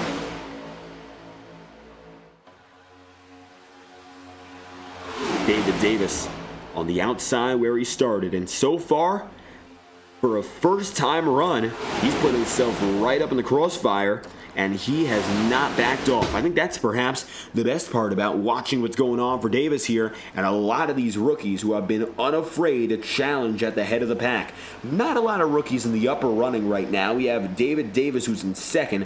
Thomas Lind is in 10th. Then you look back and you have Tom Howe, who is in 20th, and Troy Green 17th. Not a lot of rookies compared to Heat 1. But right now, we're definitely seeing drivers who are unafraid to get up there, even if they don't have the experience. And David Davis is the big example right now in this heat, as he'll probably be going toe-to-toe with guys like Cornell and Aaron Kovnat next Tuesday night at Daytona. Just get everything readied up for the big night. 16 laps in out of 40, coming closer to the halfway mark. It's Brant McClendon over Blake Cannon, but Cannon now peels out to the outside, and he's going to try to get a run around and get ahead of McClendon. Tom Wetmore left on the inside for the time being.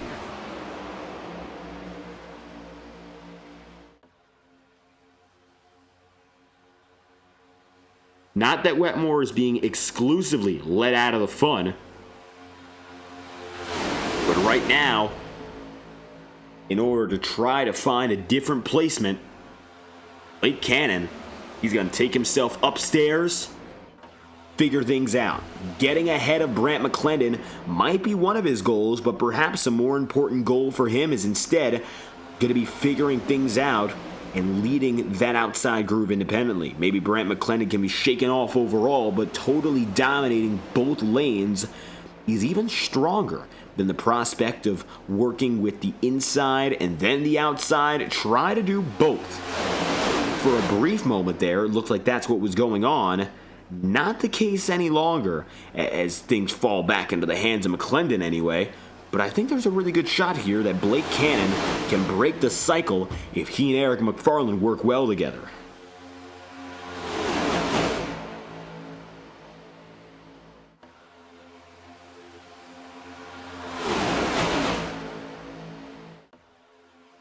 Coming closer to halfway. Watch back, there's Joe Yakes going 3 wide for the first time tonight. And while it's not a lot of drivers going 3, it's signs that maybe that'll become a little bit more acceptable as the race progresses. Don't be too surprised if it does. That's something that happens, of course, as the night goes on. Not that it's easy to stay 3 wide. And definitely impressive when drivers can hold it. But do the pros really outweigh the cons? That's always a question in mind when you think about drivers going 3 wide. And truthfully, it's something that I don't think you can often justify for a long period of time, or you can't justify it too early. Right now, Joe Yakes and company were just 3 wide because that's where they were put. It's not like they're racing each other all too aggressive to do so. So I don't think that really means much of anything anyway. But when you think about it, and when you keep looking at the situation we're in, the back half of the field does influence a lot of the front half, even though they might not be seen. You might not be looking at them all the time. Attention is not going to be fully placed on them. doesn't mean that they aren't a significant factor. As a matter of fact, they're one of the biggest things to look at in terms of dealing with how this race plays out. The pace of play, the yellow flags we get, the length of the stints. So the influence of drivers even going there for a brief moment 3 wide might end up playing out up here where you see him leading the way. 1, 2, 3, inside line. That's Roadhouse Racing. The rookie David Davis is high. Davis with some help now from Andrew Hamilton.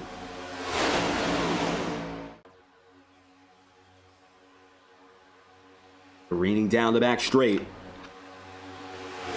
And looking low, Davis is going to clear the teammates and now get himself ahead as the first half of this race has come to a close and the second half will begin now. We'll take a brief moment to step aside and crank it up as Wetmore goes to the outside to take the race lead. Let's get loud and proud at Daytona with the best cameras in iRacing. Whiplash SimCams presents Cranking It Up with 20 laps to go on the night.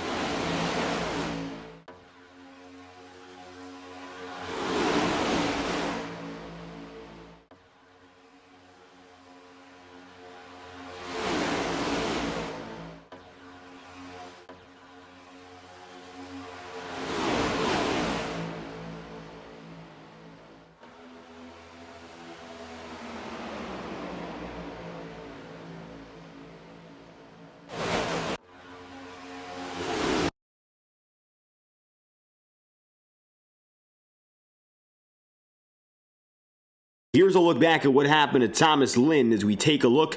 16 laps to go. Lind in trouble. Here's why. Oh, just a little bit of a shot coming from the back of the field. Small contact made the difference.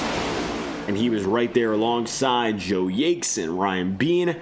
Nothing significant contact-wise, but enough to shoot him out of line and cause some problems. I think that's probably going to be race over for Thomas Lind unless he gets a caution here. With 15 laps to go, never a guarantee. He'll have to pull it down to pit road right now as Eric McFarland leads the way no longer. Instead, it is Andrew Hamilton up high and down low, Brant McClendon. The 51 of Tom Wetmore. Tries to poke it there. Can't quite do it. 24 of Hamilton right now. Gets out to the lead as a whole, and for the first time in his career here at Daytona, Hamilton is your leader. That is as exciting as it gets, of course, for the Tennessee Volunteers. 24. Hamilton had a few brief flashes last season with some top 10 runs, and to start on the front of the field would be a huge honor for this team. Again, Daytona next week is the race that we're looking at, of course, the big show, what everyone's working for and qualifying for. What you see tonight lines them up for that race, but it also means that what you're seeing right now doesn't determine the points-paying race finishing order. Next week, you could see drivers at the back of the field end up winning the race, and drivers who start up front finishing outside the top 30. We've seen it happen before. This isn't a guarantee, anyway, of what you're going to get. The product of this race is the precursor to the big show, yes, but it doesn't guarantee who's going to be successful or who's going to fail. In fact, it doesn't mean much in terms of that. Very tricky to explain it. Of course, it matters to start in front, but nothing is guaranteed by doing that.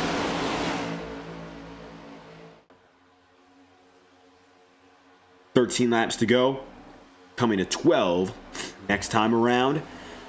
Blake Cannon is all over Andrew Hamilton, and I know the goal for that Roadhouse team is to win this duel, and they're going to do everything they can to get one of those three guys in victory lane before the night is done.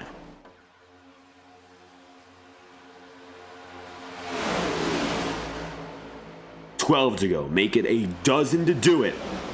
20 drivers still connected with the draft. Chris Schetzler right there watches as Don Stevenson drops back intentionally. Interesting, Don is going to lay back. Chris Schetzler is going for some risky three-wide moves, and he all of a sudden has the feeling that he's got the stuff to make it up. Like a bullet down that back straightaway. Chris Schetzler, he's a man on a mission, I'll tell you that much, but is he the man to go on that mission right now? As in, is that the right thing to do? That's another argument that you could have. Sometimes aggression is justified. Of course, if you want to win, you go out there and you try to get it, but that looks to be the official mark that 3 wide is in. I don't know how I feel about that, but we're sure going to find out what the field feels about that in the next coming 10 plus laps. All the way up to the ceiling of the circuit now are 3 drivers. Joey Yakes is going to be one of which. All of these guys are going to be led by a small onslaught up high. Taking a look at the 29 of Troy Green. And he's currently chasing the 92 of Bobby Keith. Oh, a little bit of contact. Do they save it? I don't think so. Big up the track for Sean Kalist. And the caution is out. That was a huge hit. Yellow is out, and the most violent wreck of the night with 10 laps to go. Oh, watch what happens here.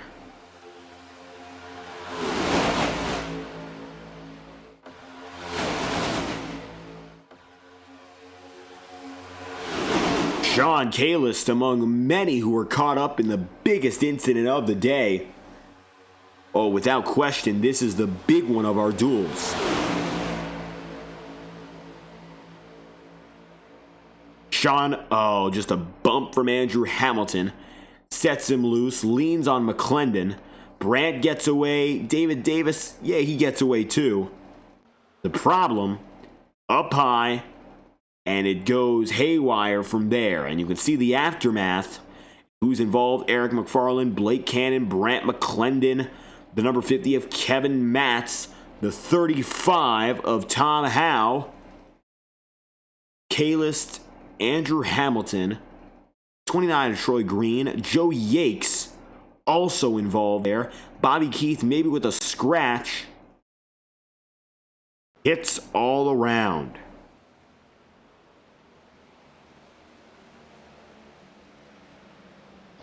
Randy Fiash also. A little bit of damage on the front side. Biggest wreck of the day with 10 laps to go. It's going to force many to pit road. Tom Wetmore still leads, although his teammates now see trouble. McFarland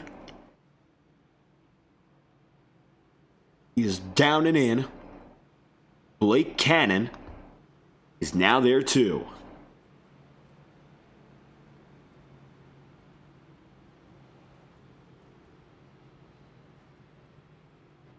Wetmore with 9 laps to go will lead when we return to green.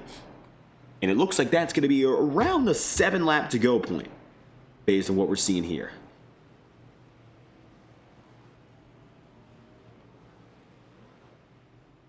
Coming out of pit road, it's going to be McFarland, followed promptly by Brock Potter. Next up on the menu is Sean Kaylist in the 90. And it looks like most of these guys going to get away getting some damage repaired. They'll be set to go again. Thomas Lind is now 1 lap down, but he's back on the racetrack, and I believe he's going to get 1 lap back here as everyone comes together.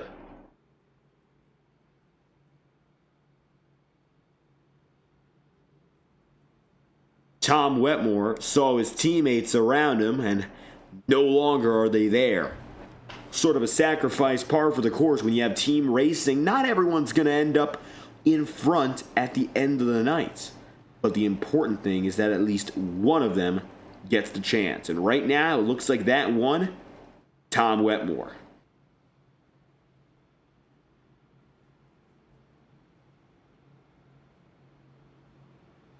Wetmore with the opportunity to back up his performance at Daytona just last week. Of course, last year at Daytona, shall we say. And last week, Tom Wetmore, of course, wasn't racing. 30-week schedule begins this week, the first points paying race. Next up, Tuesday night at 9 p.m.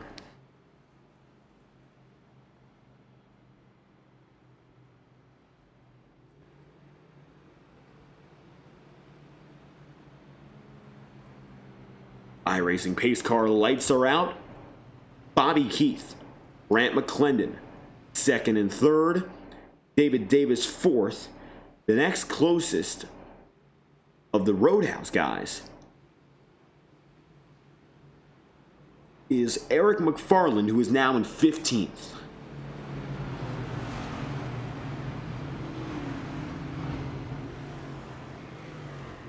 So a far cry from what we expected early in the going. All 3 of those drivers fighting for victory. But it appears now that Tom Wetmore will have control as we enter sprint territory. With only 7 laps to go, we go green again.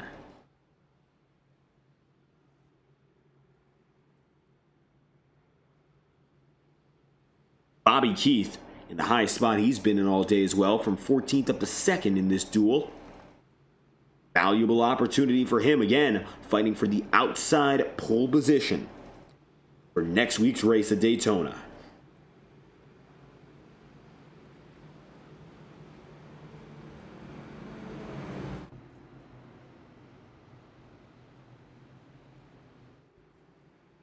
Pace car tucks in. The fight is on with just over 10 miles left in this race. There's not much left to settle, but it's the most important part of this event. 250 miles await us, and the lineup for it is set tonight.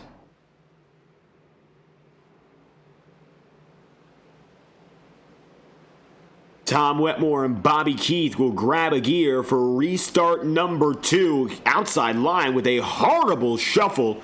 And you'll see right there that Brant McClendon easily takes second with 7 laps to go. Wetmore gets everything he needs.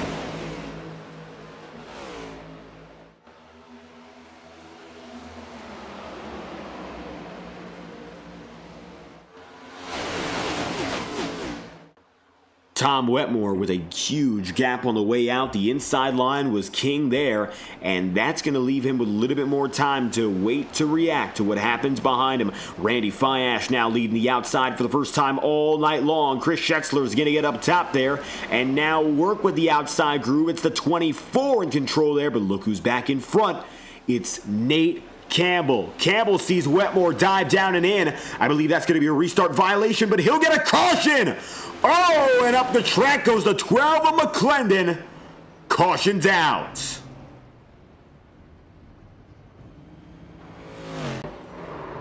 Wetmore pulls off the track, and immediately as he does so, he will get a caution. We're going for a natural green-white checkered to finish Duel 2. Watch this. We'll play the lap back. Started with some chicanery as these guys crunched up like an accordion.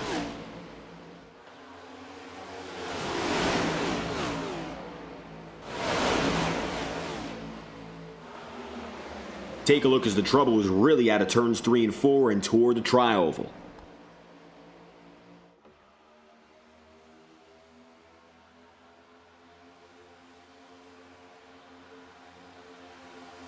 Drivers knocking into each other. 3 wide there. And the 12 of Brant McClendon involved with Nate Campbell. That sends the 50 up. What exactly happened to Nate Campbell is the mystery. Here's another closer look at what happened to the man who was surging so high and in the midst of all the chaos gets shot right back down.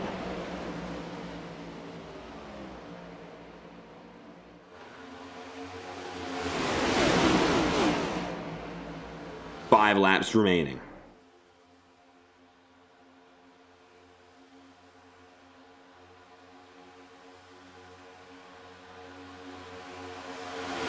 Campbell looked to be hot on the heels of these leaders here. And you can see him there, third in the inside line. Tom Wetmore, first and foremost, looked to pull off on his own volition. And when he did that, everything slows down. Campbell nudges McClendon. McClendon gets shot back down. Both drivers go down and in. And when they do so, just a little bit of contact for Kevin Matz. Unfortunately, Kevin ended up overcorrecting into the wall. And the 29 of Troy Green barely gets out of there.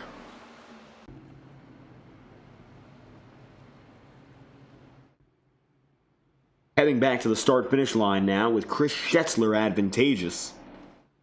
Tom Wetmore in 17th. I think he pulled off on his own there. When he did, he got out of the caution. He'll be just ahead now of Matz, McClendon, and Nate Campbell. Just a few of the guys who he was fighting with for the lead just beforehand.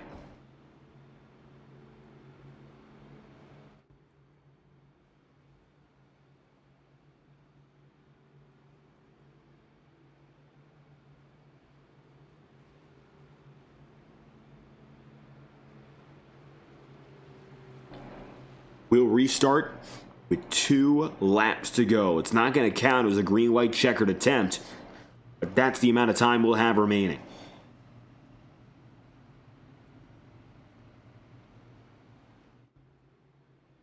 If we do get a caution before the white flag, however, that will give us the opportunity for the first of green-white checkered attempts. We have 3 still available to us if we get another caution.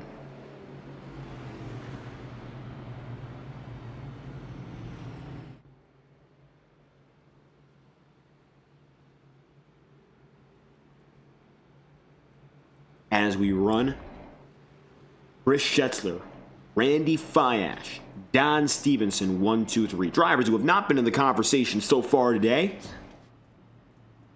Now they're getting their chance, all lined up on the podium.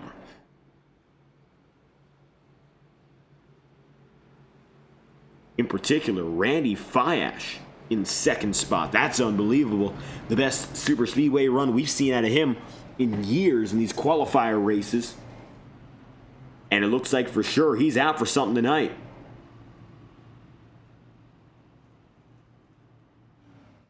Fiash having a great chance to do the unthinkable. And that would be to line up second and go toe-to-toe for the race win at Daytona.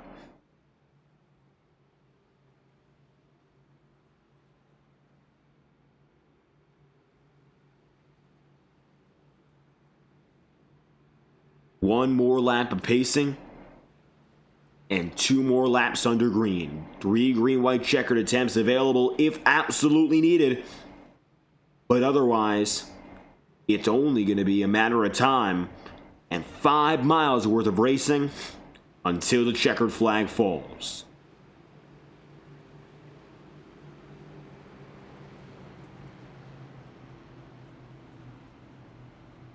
Top 10 sees Chris Schetzler, Randy Fiash, Don Stevenson, Bobby Keith, and Joe Yakes as your top 5.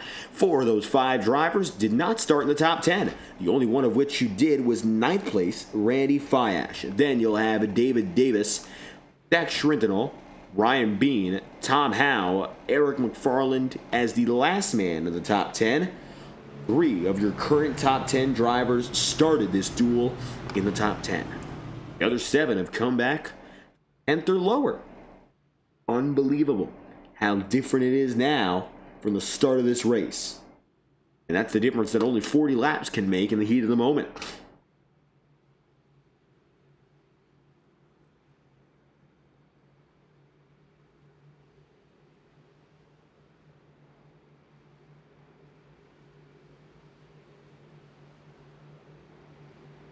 Half a lap remaining for the pace car.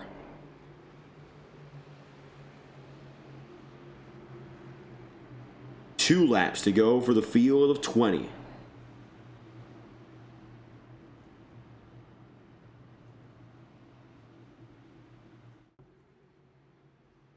What happens now is up to the mercy not only of the guys in the back who've seen some trouble, but the leaders fighting for every spot.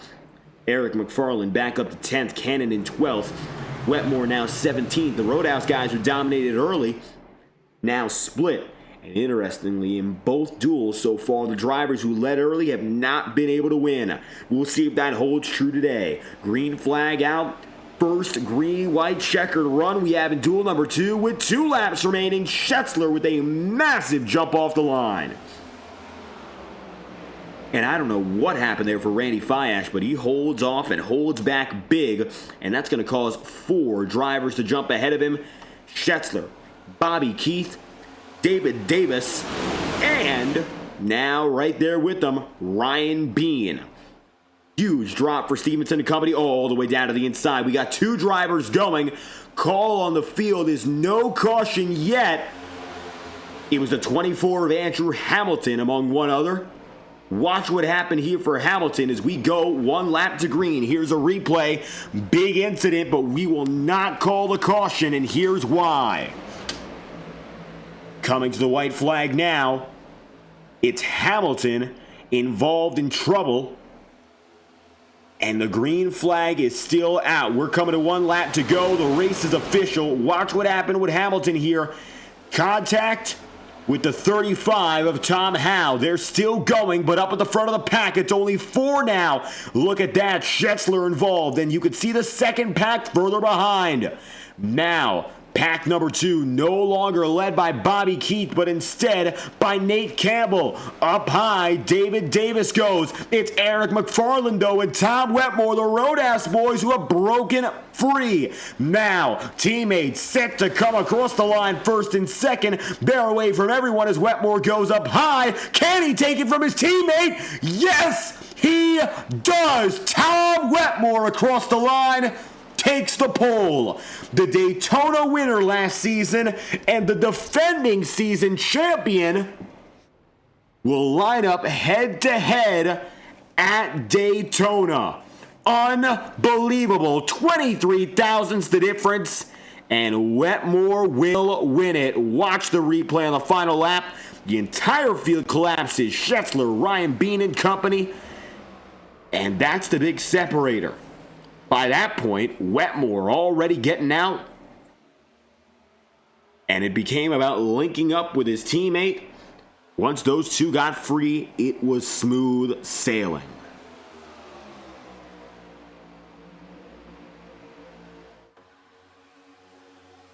What a moment there.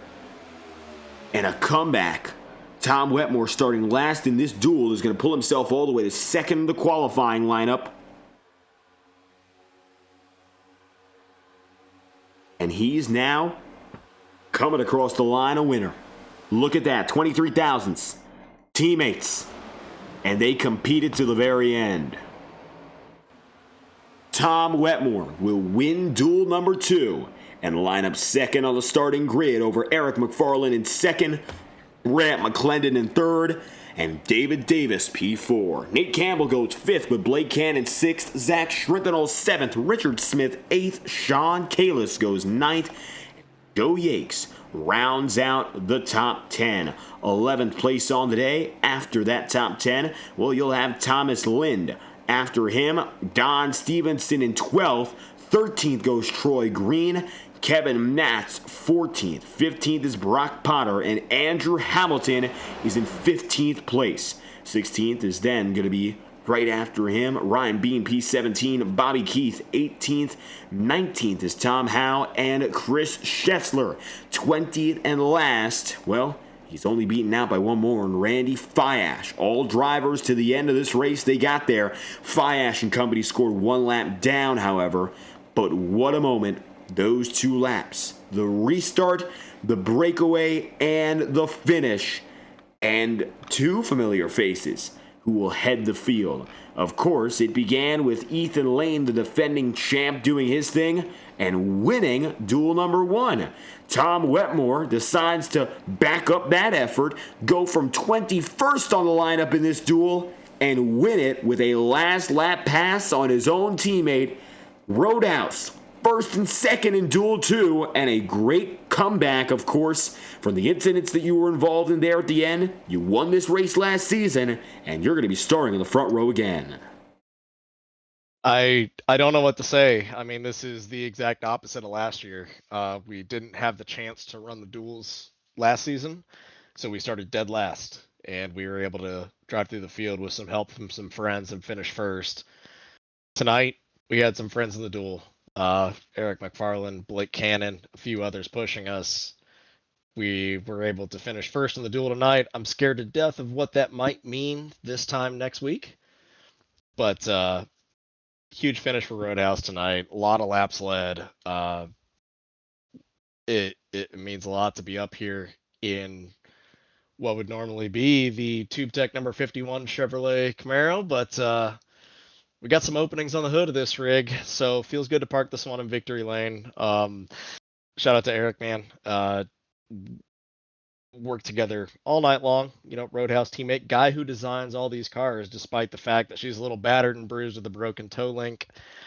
The car still looks decent parked at the start-finish line right now, so thanks to him for putting this car together, and with the protection of Robin Steele's attorneys at law, we found our way from the back to the front after that last restart. So I don't know about you, David, as a proud member of this Integrity Racing League for quite a few years. It was awesome to see some great clean racing tonight in both duels.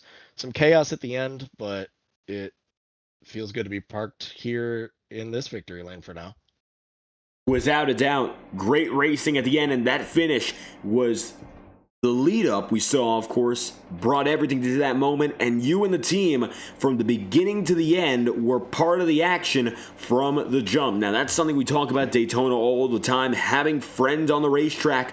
How important was that for you, and how exactly did it play out? Because it seems like, of course, it played a big role in the start, dominating early, and coming back. A little bit of it is the luck of the draw of Vegas, baby. And we pulled the old Buffalo tonight and was fortunate enough to have all 3 Roadhouse drivers start in the outside duel. So it's one thing when you have a couple of drivers starting against an incredible field of almost 50 drivers registered this year for the Integrity Racing League. But when you have 3 of them paired up against just 20, it gave us a little bit of an advantage. So Blake and I were able to get some track position early, lined up on the outside, and we were able to stay up front for the majority of the race till a couple of mistakes happened. And fortunately, when it came to the end, 3 of us in the top 6, and 2 of us bringing home a 1-2 for Roadhouse tonight. It was funny coming to the checkered. Eric and I were talking, and as we're coming into turn 3, he does come over team radio and he says, "I'm surprised you didn't take it there." And well, we did. So, but that exact same scenario didn't work out the same way last Saturday. Eric got a huge win in a different league on our Super Saturday events benefiting charity for the Innocent Lives Foundation. But tonight qualifying, I got to get him one back. So it was a ton of fun, and it's so good to have you back, Dave, making these calls, man. You're one of the best. And this is the beginning, of course, of the long haul. We got a lot of racing coming up this season. Not a lot of breaks in between. The 30-week run for another title shot begins with what we see next Tuesday. Of course, you won the race last time around, so the expectation, I'm sure, is set high in your mind. What's it going to take now to match the performance that we saw today? Yeah, I mean, these Integrity Racing League, especially the IRL 250s, are incredibly difficult to win. 250 miles here is not easy. It's against some of the best that do it in sim racing. We won it 2018. We won it again last year. We're trying to three-peat it. Certainly would love to be repping somebody else, somebody on the hood tonight, and be able to talk about all their great support. But fortunately, I have a ton of Roadhouse Motorsport team members behind me. And whether in front or behind me, I think this Roadhouse Motorsport team has a chance next week. So, we got a lot of fierce competitors in this field, a lot returning guys like Nate Campbell, Zach Srithenthal, and some of the guys who have been us with a long time. Joe Yakes making a comeback after missing last season. But my Roadhouse guys, I don't know if I can put anyone against them coming to Daytona. Guys got to be a little confident after tonight, but we'll see. It's a lot of luck of the draw here at Daytona, man. So fortunately, with you broadcasting, I know I'll get to see it in high definition. I know I'll get to see it with a great call, and I know we'll get to see it here at the Integrity Racing League with some of the best guys that do it. Now a shot to go to Pete is very real for the 51 team. Tom Wetmore winning duel number 2. Any final comments you'd like to leave us with? No, just got to thank the few people watching. I know Mama's in the chat. I'm sure she's been buzzing. I've been a little busy driving a race car, but I'm sure she's made a few comments here and there. Obviously, you heard me thank the Roadhouse guys. One more time wouldn't be a bad thing, but gotta thank the admin team. Had a sitting admin tonight. We had some small setup complications. We're able to remedy those in 5 minutes or less, and gotta thank the field out here. Again, had some great running. A lot of new guys racing with new guys this year. Returning members, veterans, learning how everyone works. That's normally how in a league that's been operating now for almost 14 years operates. And I'm pretty impressed with the cleanliness and the integrity we got to see tonight. So super excited for next week when we settle down and run 250 miles together. But for a dual race with everyone learning together, it's been a lot of fun. Tom Wetmore, winner for duel number 2 here from Daytona and pulling it away by 23 thousandths of a second. Thank you for your time. Thank you, David. Look forward to talking to you more this season. And we replayed that finish as he came across the line against teammate Eric McFarland. Wetmore will win duel number 2. But, of course, it's now him and Ethan Lane, the front row for next week at Daytona. Qualifying for Daytona 250 has come to a close, and now we know our front row. Ethan Lane, P1, and Tom Wetmore, P2. We'll see you next week, of course, live on FTN Broadcasting for continued coverage from the World Center of Racing. Until then, I've been your host, David Kreutz, commentating and producing. If you enjoyed, leave a like on the stream and subscribe to the channel. Your support is always greatly appreciated. Congratulations to Ethan Lane and Tom Wetmore for their dual victories tonight. We look forward to seeing them and the rest of our 40-plus car field next Tuesday night at the Daytona International Speedway for our season opening Integrity 250. Thank you for tuning in tonight. We hope you have a fantastic night, and we can't wait to have you back for our next week of action, week 1 on the season.